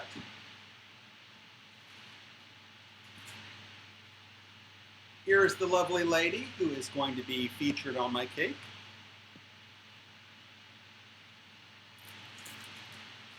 This is Jessica Rabbit from the movie Who Framed Roger Rabbit. And for those of you who are curious how I created this image, if you look closely, very closely, you will see in the background a faint pencil grid pattern. What I did was I took an image that I found online of this character in that particular scene in the movie. I drew a grid over that smaller image, and then on this larger image, after drawing a grid, I blew up the size of the image just using my naked eye and estimating the size of how I would have to draw it on a bigger piece of paper. So you might wonder, wow, that's kind of a difficult thing, isn't it? It can be. If you have a good sense of geometry and you're skilled in drawing, then it should be relatively easy. Okay, so I got the image of the lady. Now what I'm doing is I am laying parchment paper over, because then what I'm going to do is I'm going to trace out the image of her on this, so that then when the cakes are done and cooled, I can cut them according to the shapes that I need to assemble to make the image of her.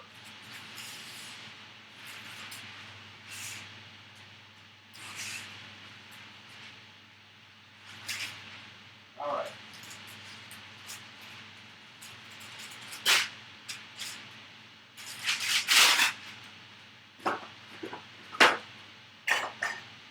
All right. So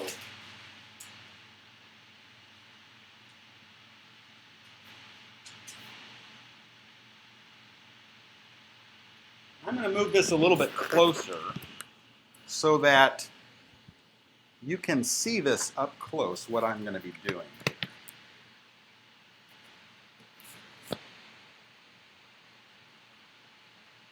Now I realize that isn't the best angle, but it's going to serve my purposes for now. All right.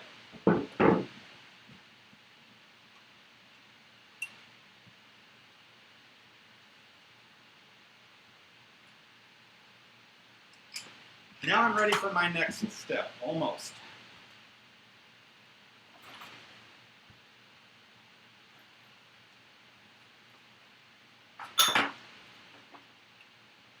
So to make this process even easier, such that the image doesn't waffle around, I'm going to tape the parchment paper on top of the image of Jessica Rabbit. And one moment, please.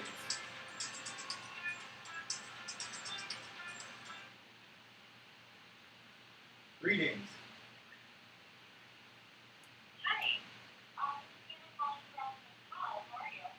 Hi, I'm good. How are you?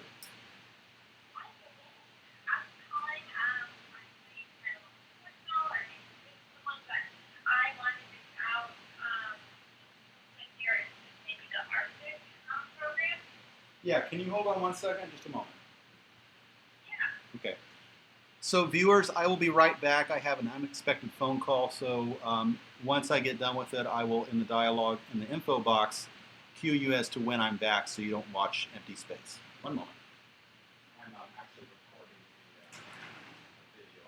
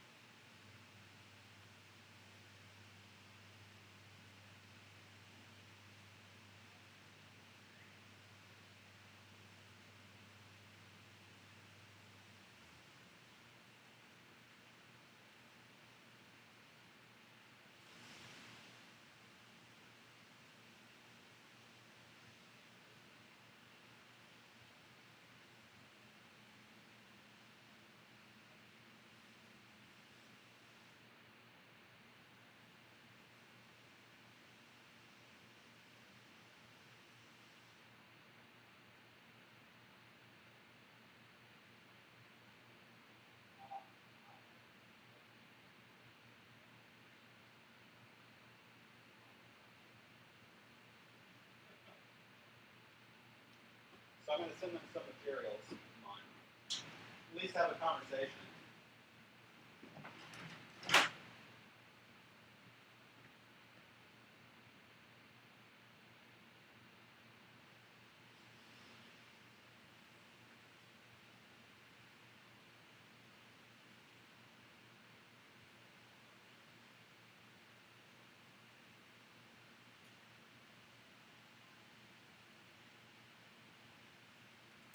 All right, folks, thank you for your patience. My apologies for that delay. So, you're not going to see my face too easily, so, well, let's see. Maybe you should. There we go. All right, so I am going to first tape down the image of Jessica Rabbit just in the corners.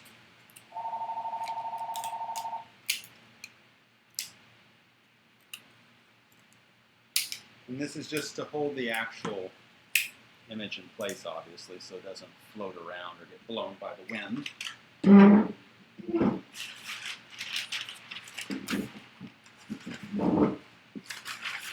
And now on top of that, I am going to tape down the parchment paper. And what is great about parchment paper is you can use it for creative projects like this.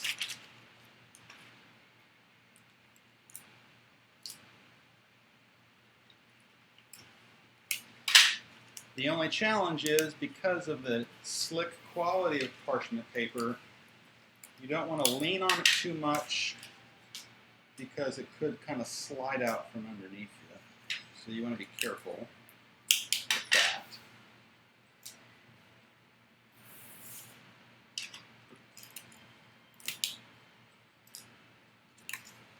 All right, so all done with that. Now, next step. I'm going to draw the outline of my character, including the main distinguishing separate parts of the image, so that when the cakes come out and are done, I can start cutting them according to the pieces on the page. So now you're going to see me just doing that. And one thing that I like to do, and it's especially good to do now, and this is something I know as an artist, is you want to minimize your oils from your skin interfering with the process or being left as a residue on the parchment paper, so that when you then later use it to get the cake designed, you're not getting oils from your body in the wrong places. Okay? So I'm going to actually scoot the camera back now so you can see this a little bit from afar. And once it is done, we will get on to the next step.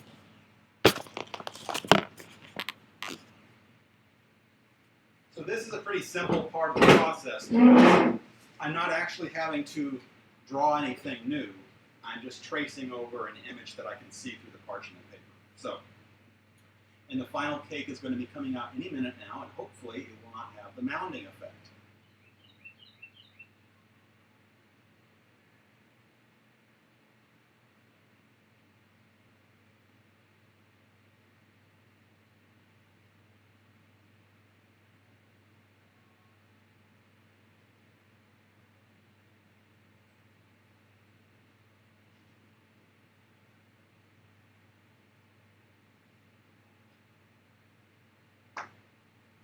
I gotta do one other thing while I'm thinking of it, because I had a phone call that I had to take a note in.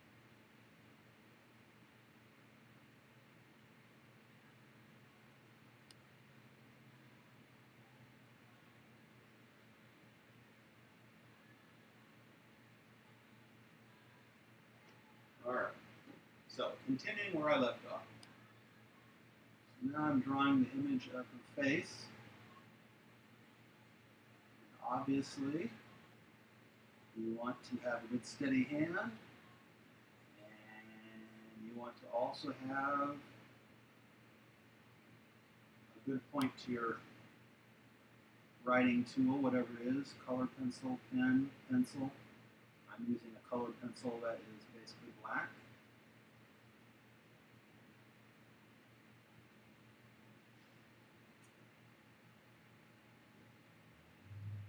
Now you may be asking me, or wanting to ask me, is this really the fastest way to do this? Probably not.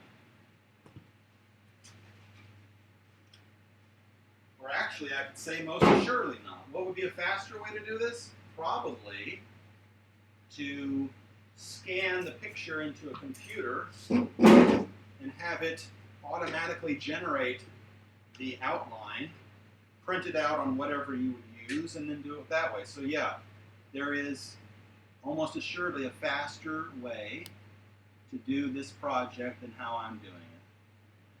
But one of the reasons that I'm doing it this way is because sometimes doing something a slower way is both more enjoyable and even more educational than doing it a faster way. And I am making one significant change on the image that's going to be serving as the image for the cake design. I am moving her lips a little bit to the right of where they are in the image because it looked a little bit strange to me how her face looked as far as the placement of her lips. So, even though she's a cartoon character, I still want her to look good.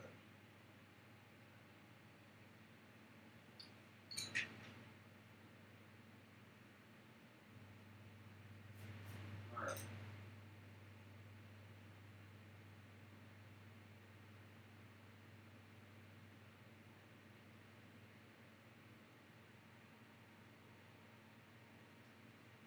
So as you can see, I'm putting my arm on top of these paper towels such that when I'm actually doing the drawing on the parchment paper, I am not really getting any of my oils of my skin on the paper itself.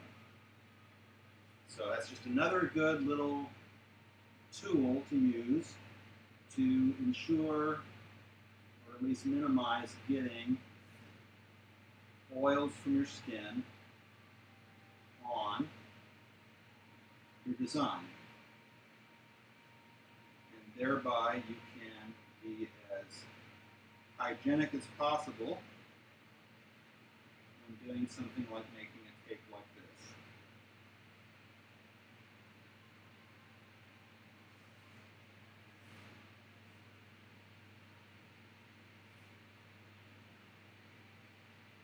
And using paper towels like this to prevent oils getting on this is very similar to what I sometimes do or have done when I have done other forms of artwork in the past. Like another type of art that I have enjoyed doing is pointillism.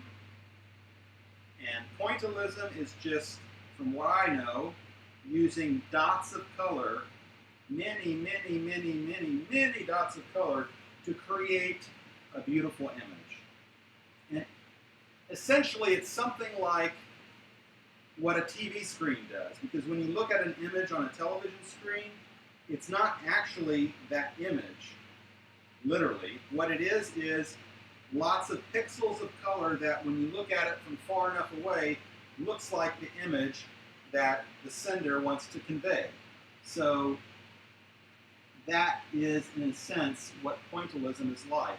You're creating a beautiful image through the use of many small dots of color. And if you think this takes patience, try doing a piece of pointillism art on a piece of art paper that isn't small. It takes a lot of work.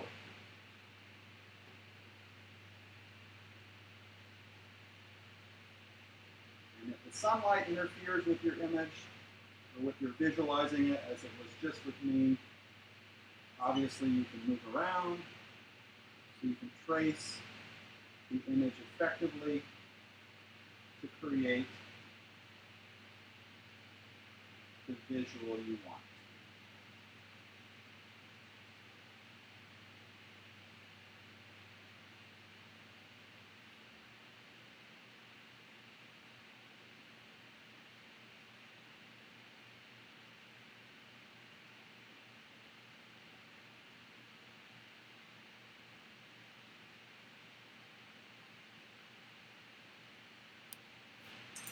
Obviously, it's always good to have an eraser nearby if you make a slight detour in your trip,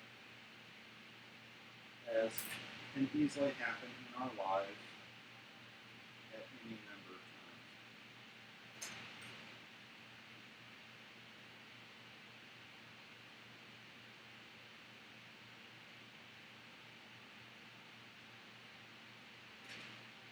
And just have to begin.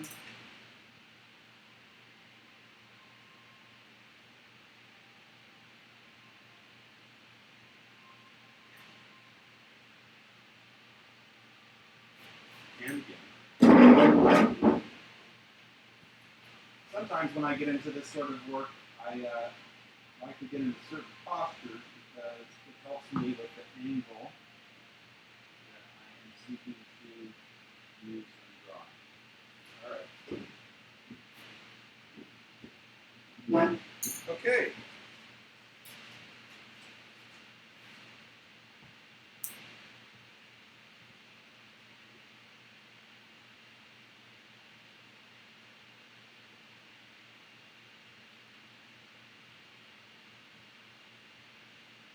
All right.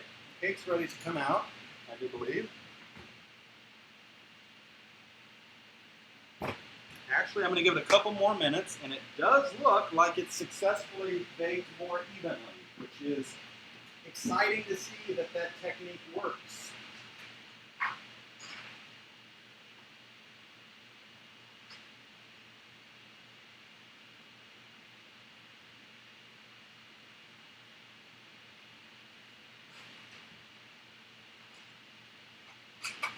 All right.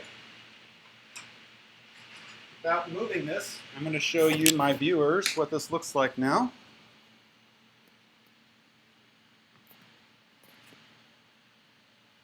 Trying to get the sun out of the way. So you can see I've traced the image of her onto the parchment paper, and I'm going to use that image on the parchment paper for the process of cutting the pieces of cake to create the design that will serve as the cake itself before I frost it.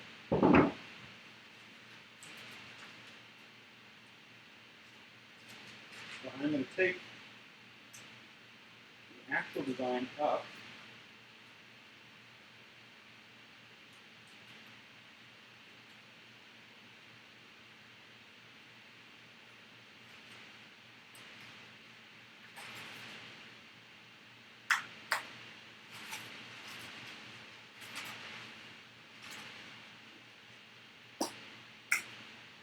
And obviously trying to be very careful so that I don't tear this, because I want to eventually finish coloring this and frame it as a way of memorializing creating this cake.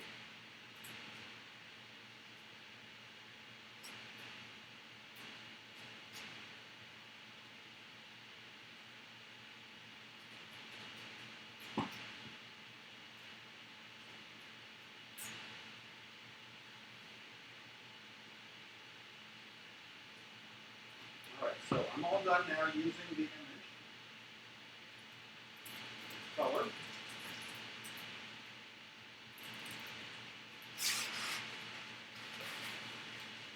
I'm going to leave the parchment paper here.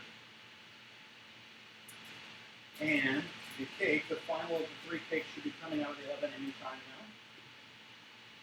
Like I thought would happen, because there's a little bit more moisture in that cake due to the strawberries, the cake needed a bit longer to bake.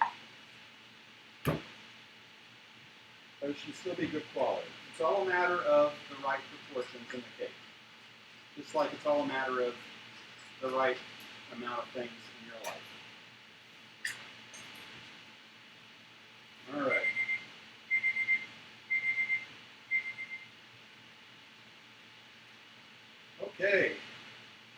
got my image. What I'll be eventually doing is using my food coloring to create the right colors of frosting. I do have some frosting that I already picked out that is colored. I have white decorator icing and pink creamy decorator icing. So I have two base colors to work with, and I'm going to use those to create the right colors for the cake.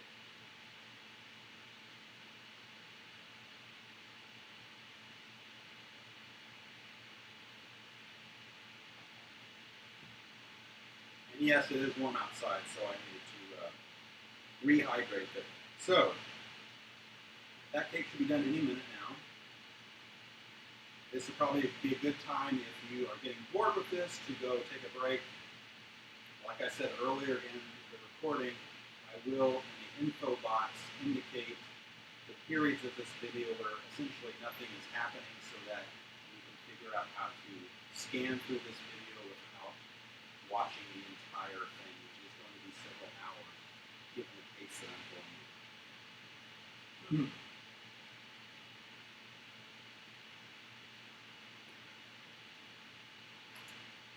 All right, so got my icing, got my different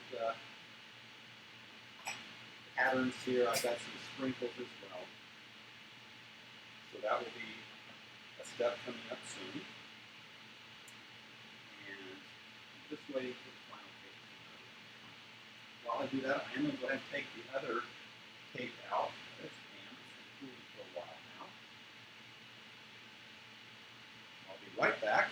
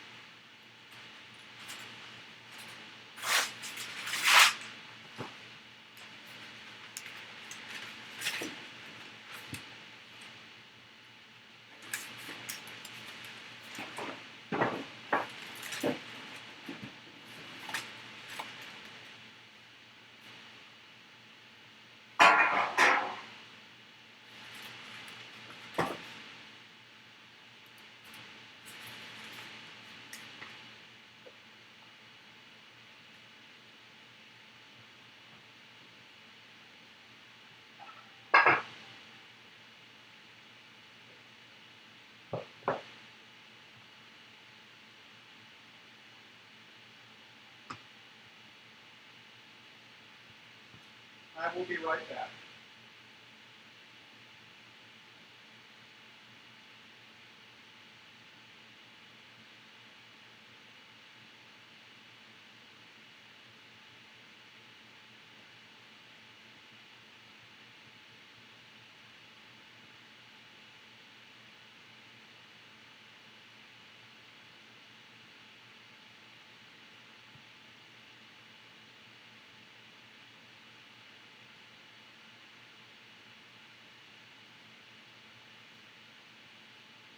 You can always tell that you're really enjoying something that's a passion of yours when you lose all track of time throughout the course of the day.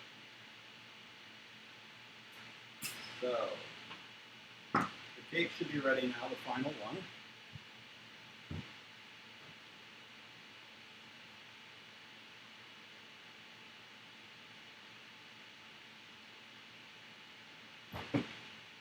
Still needs a few more minutes. Probably because it's fairly moist, like I said, so I'm going to give it about 3 more minutes. See how it goes then.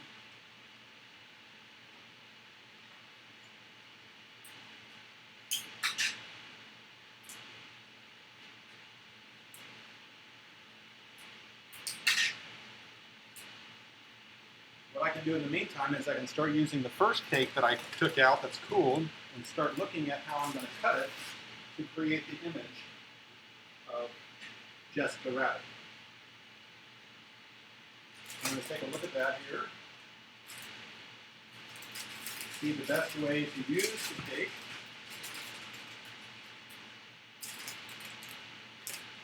Now again, is this the fastest way to do this step? Maybe, maybe not. I haven't done anything this advanced before, so this is a whole new journey for me as well.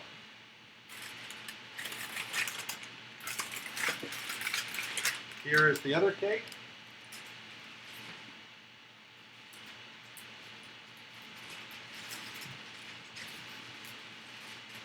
Just seeing how much this covers of her if I do that. Okay. Excellent.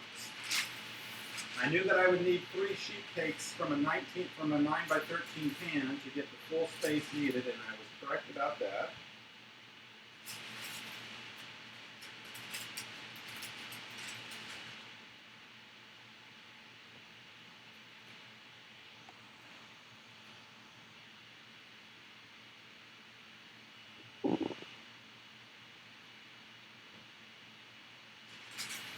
All right.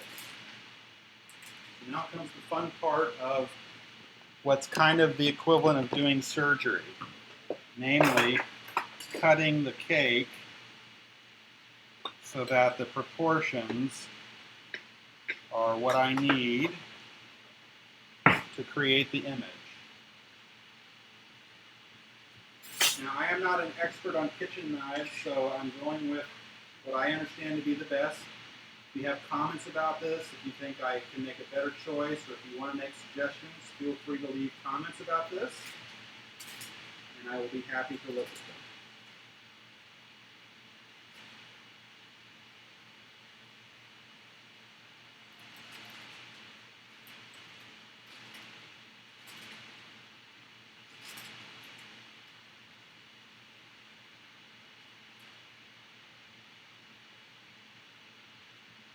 Okay, so I know now how I'm going to roughly work this. What I had visualized when I started this was I would create 3 9 by 13-inch sheet cakes, and I would then see how they laid out on this image and decide which parts of her body would be which flavor of cake. I didn't want to do only one flavor because people have various tastes, and I'm thinking up to 20 people are going to be coming to this party, so I wanted people to have different flavors so they could enjoy the cake. And it also makes the cake look more interesting. So what I'm going to do, it looks like, is I am going to use one flavor to go from the very base bottom part of the cake image up to about her waist. I'm just using a colored pencil to trace roughly where that is now on this. Yep, that looks good.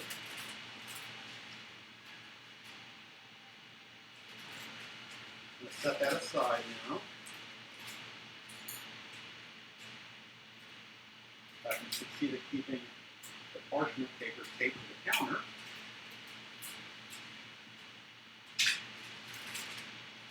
So there's that one done.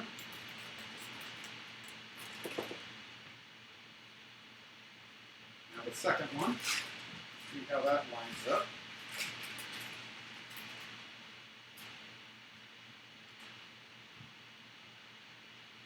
All right. This one is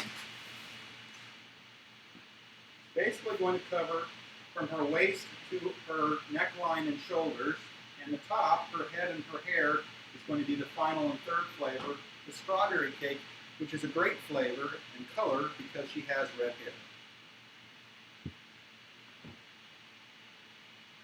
hair. Speaking of that, about 1 more minute, I think, on that cake, and then it should be done.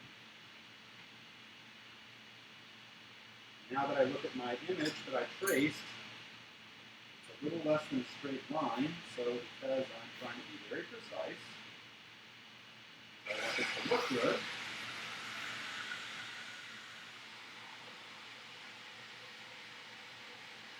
I am going to erase this and draw it straighter.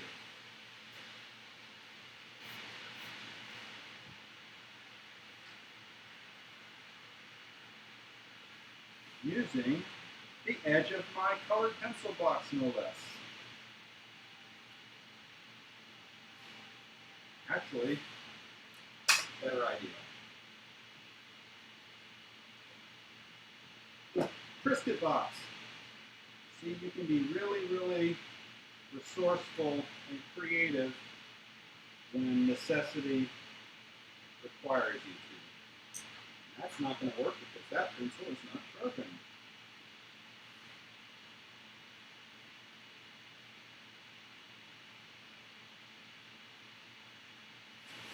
All right.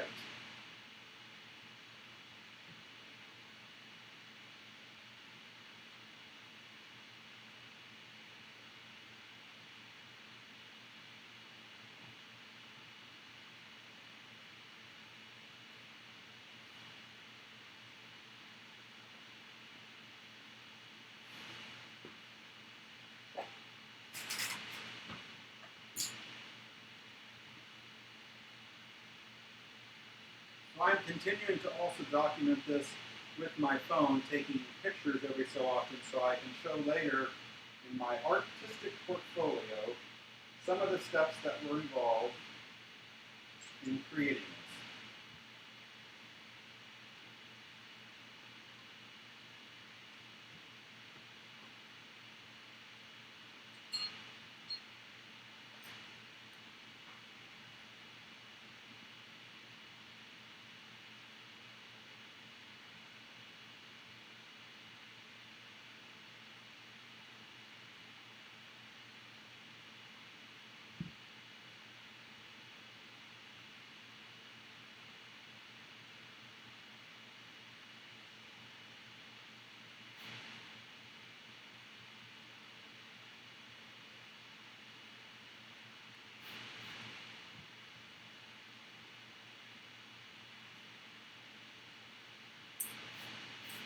All right, I'm going to take the final pick out now.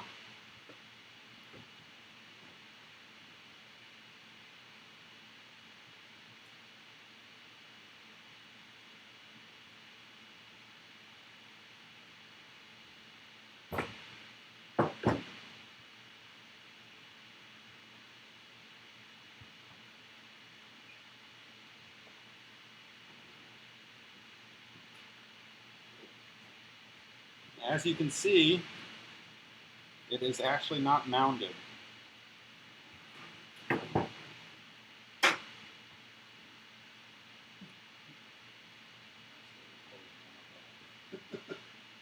All the cakes are done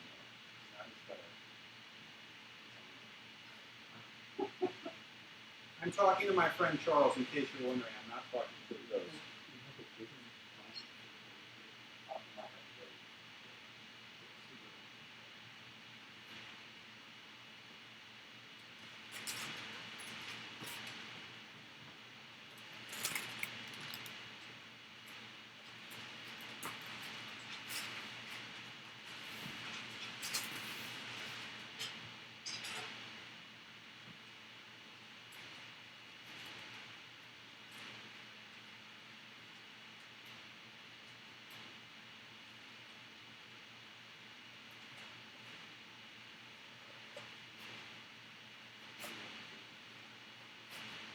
Well, what's going to happen is I'm going to actually have it three cakes being assembled into one, so I can take it on three separate platters. Yeah. So this is like a building being assembled literally.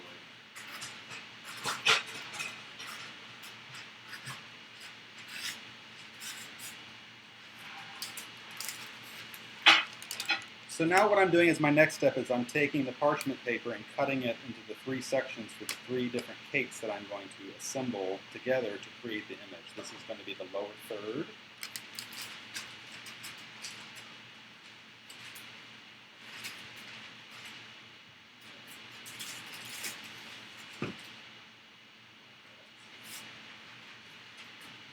Worst comes to worst, I go buy one and that.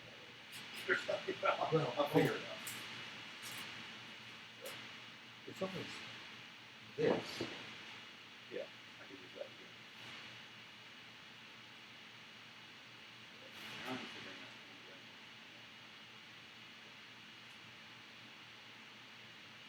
what would you say one of these knives is the best cut this? Probably not that one. Or just this, I'm getting tips from Charles now. That one, yeah. I was wondering if that might be best. Okay. So I'm trying to be as this is like, the equivalent of a surgeon. Creating a Frankenstein monster, but her name is Jessica Rabbit instead. Okay. So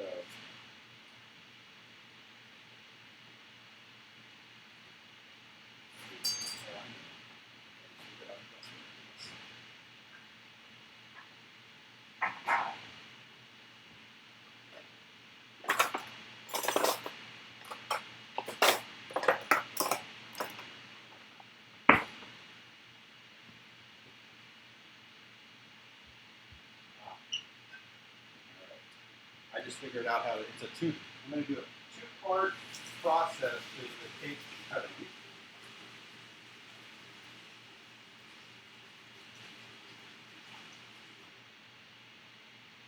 So, given the nature of this process, what I'm going to do is I'm overlaying the parchment paper on top of the cooled cake. I'm going to use a knife like this to just cut through the parchment paper to where I start creating an incision in the cake, and then I'll use a different knife to cut all the way through the cake to the bottom and then break it apart into the pieces that I'm using. So this is the closest that I'm probably ever going to get to acting like a surgeon.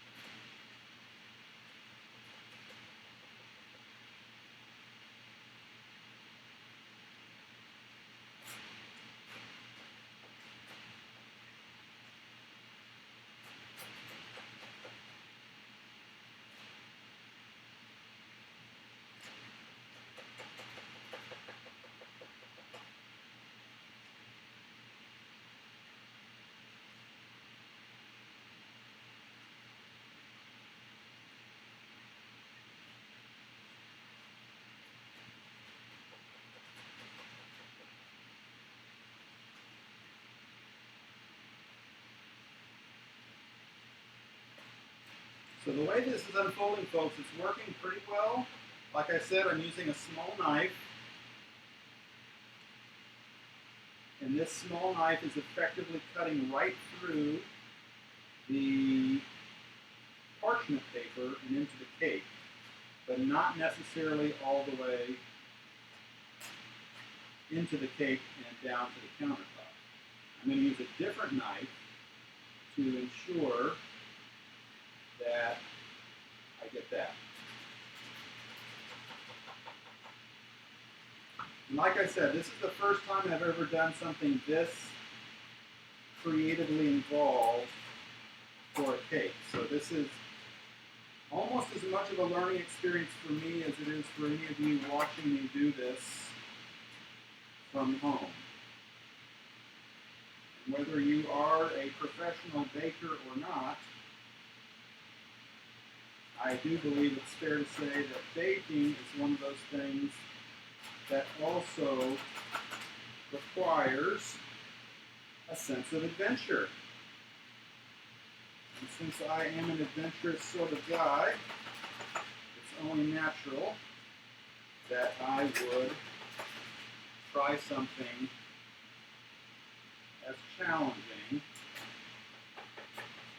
as making a cake in the shape of a voluptuous woman. All right. Looks like it turned out pretty good. So this is the remnants of the sheet. And since I have the original image colored, I can refer to that once I start putting the pieces of this all together. So, deal with that later. So I got this cut. Now what I'm going to do is I am going to finish the cutting with, I can actually use this because the thickness of the cake is not any really thicker than this. So now that I can see it without the parchment paper on, I'm going to use my surgical instrument to further cut it. Now that the light's starting to fade,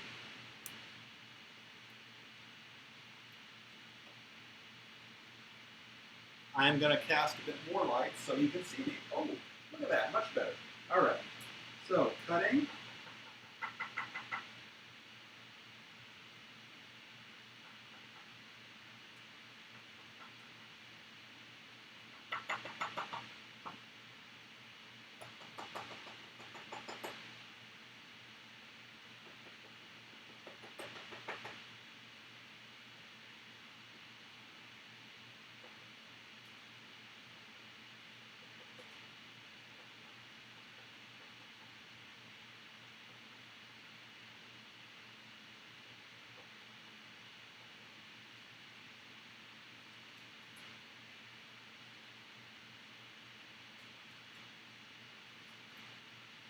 And then, obviously, what is the key to doing this when you're creating a beautiful work of art? Gentleness. Because if you do this too fast and you rush, you are quite possibly going to have that backfire on you. So you want to take your time and not have this be something you try to do too fast. So even though I can sometimes talk very fast when I'm excited and enthusiastic about something, it's obvious I need to talk a little slower now because it will help me to get into the mode of doing this carefully. So, like a surgeon, I have just removed a big piece of something that's not wanted.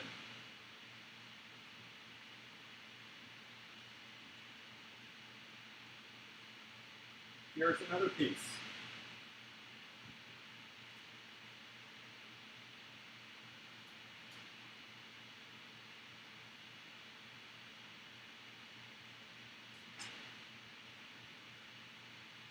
And another piece.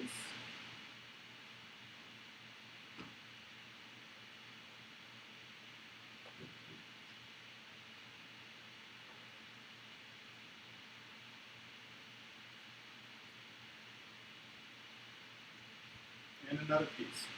I've got the bottom third done now. And now that I've got the bottom third done, I'm going to allow this to rest quietly nearby. Imagine it's almost the same as having someone in the delivery room give birth to a child.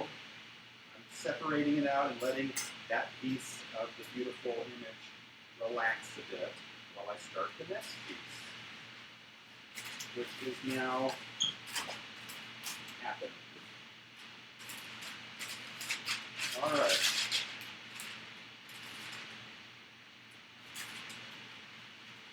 Next piece time. Here we go. And to make this easier, I'm going to take the pieces that are spares, I'm going to turn them into a little treat of their own. I'm going to remove them from this sheet, since this sheet is the working sheet. This is the surgical sheet, if you will. Now, it's onto the mid piece of her.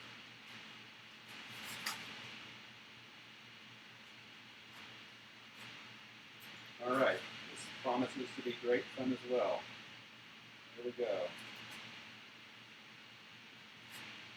So I'm going to carefully again use my knife, puncturing through the parchment paper very gently but precisely, and pushing down into the cake just a little bit so that I can then take the parchment paper off and cut a second time all the way through the cake, the countertop, and then pull apart the pieces to create the image waiting inside. This is kind of almost like being a sculptor in a way. All right.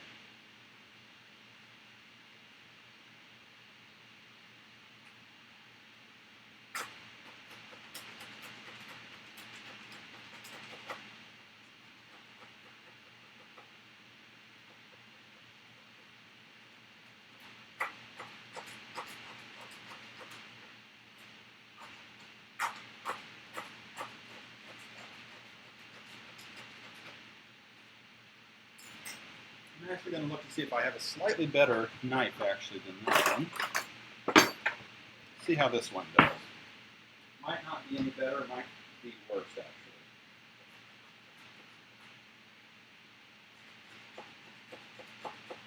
Ah, this one looks better actually.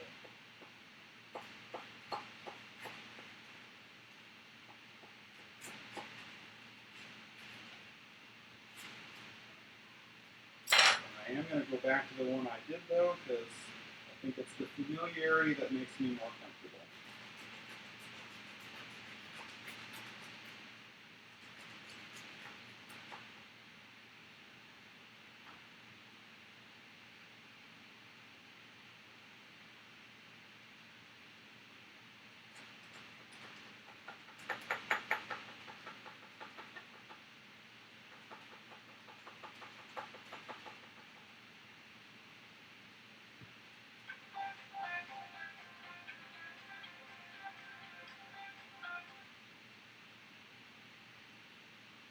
Hello?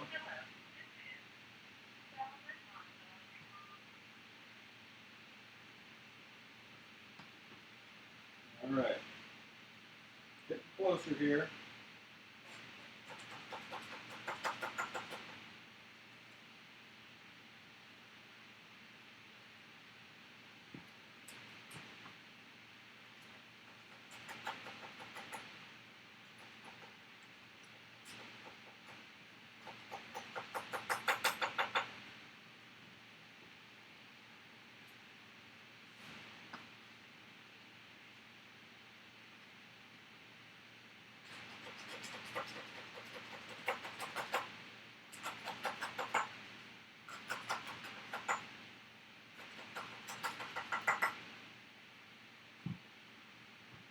We nearly got this piece done now.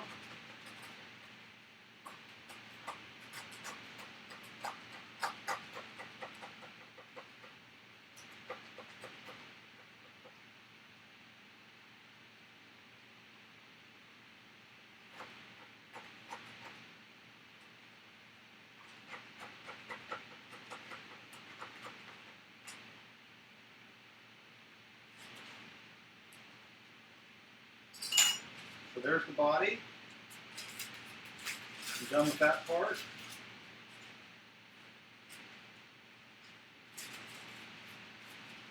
I can go ahead and remove the pieces now. Now that I have the parchment paper off, I can go ahead and cut all the way down to the bottom of the cake to remove these pieces.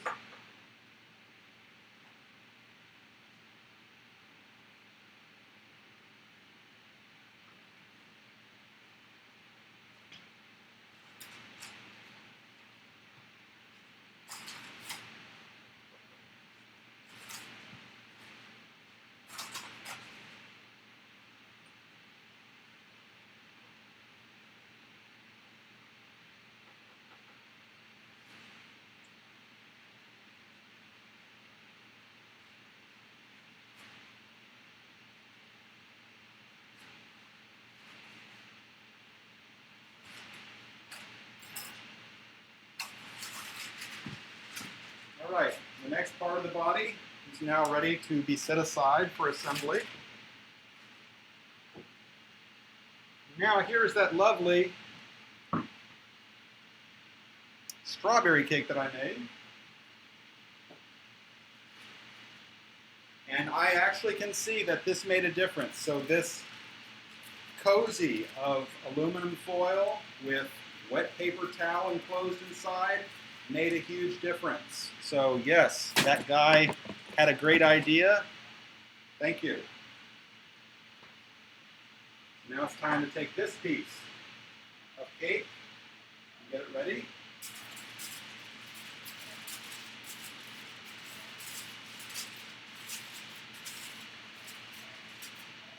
I just got to find my parchment paper.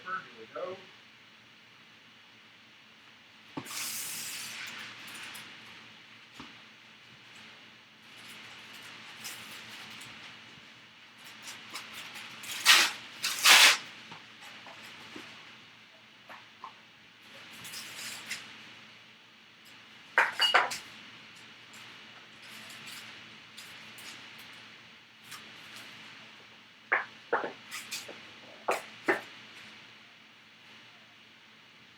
Whoa, look at that.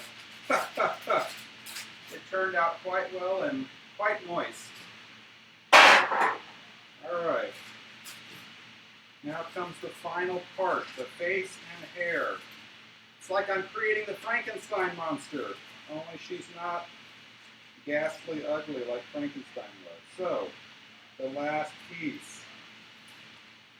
This is going to be very interesting, and I have to be very delicate with my surgical knife because I'm now doing her hair and face, and I want to give her a good look. So here we go.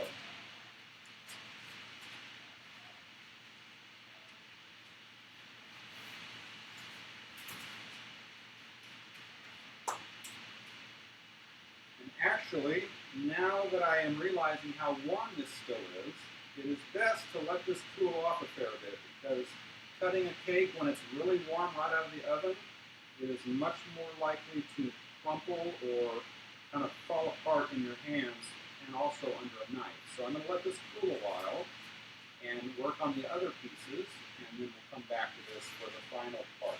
So this is going to cool off for a bit.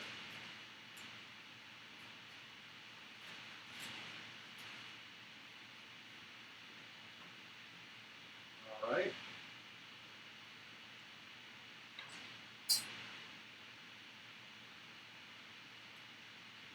Now, time to look at these other pieces.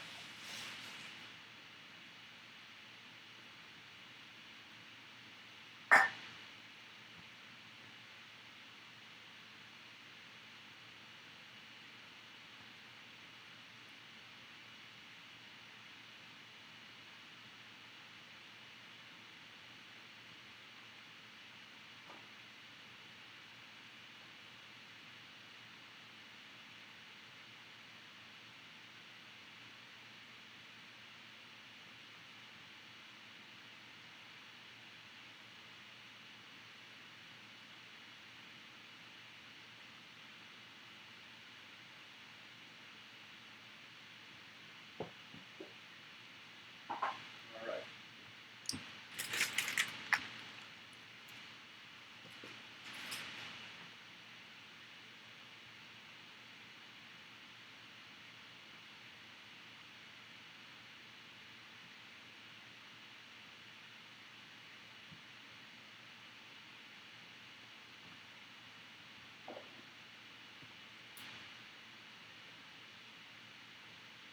So what I'm doing now is I am cleaning the second pan, the second cake pan, because what I'm going to do, since I have to wait for the final cake to cool, I am going to set the cake pieces, the different cakes that I cut into the three parts of the image. I'm going to let them cool, and I'm going to conclude this episode for my channel here, and in a subsequent episode, the next one, you will get to see the rest of the process. And if I don't show you every step, what I will do is I will tell you what I did if you can't see me working on it in the video. So, thank you for watching this very lengthy presentation of 2 hours and 40 minutes. It was great to have you watch. Like I said, this isn't necessarily the fastest way to do this, but it's certainly a way. And one last comment, if you notice my hat, this video is in no way meant to be a promotional device or episode for the NOAA National Hurricane Hunters or the National Hurricane Center. This is one of my favorite hats. I got this last year while in the state of Rhode Island visiting at an event focused on hurricane preparedness. Like I've said before in my episodes, I am an atmospheric scientist. I was trained as a meteorologist, so I follow the weather, whether I practice in that field or not, and I love hearing about the stories of hurricane hunters, so got to have. So, I'm not promoting them, I'm not baking this cake for them, just to be clear. So, thank you again for watching, everyone. I will be back soon to finish out this episode and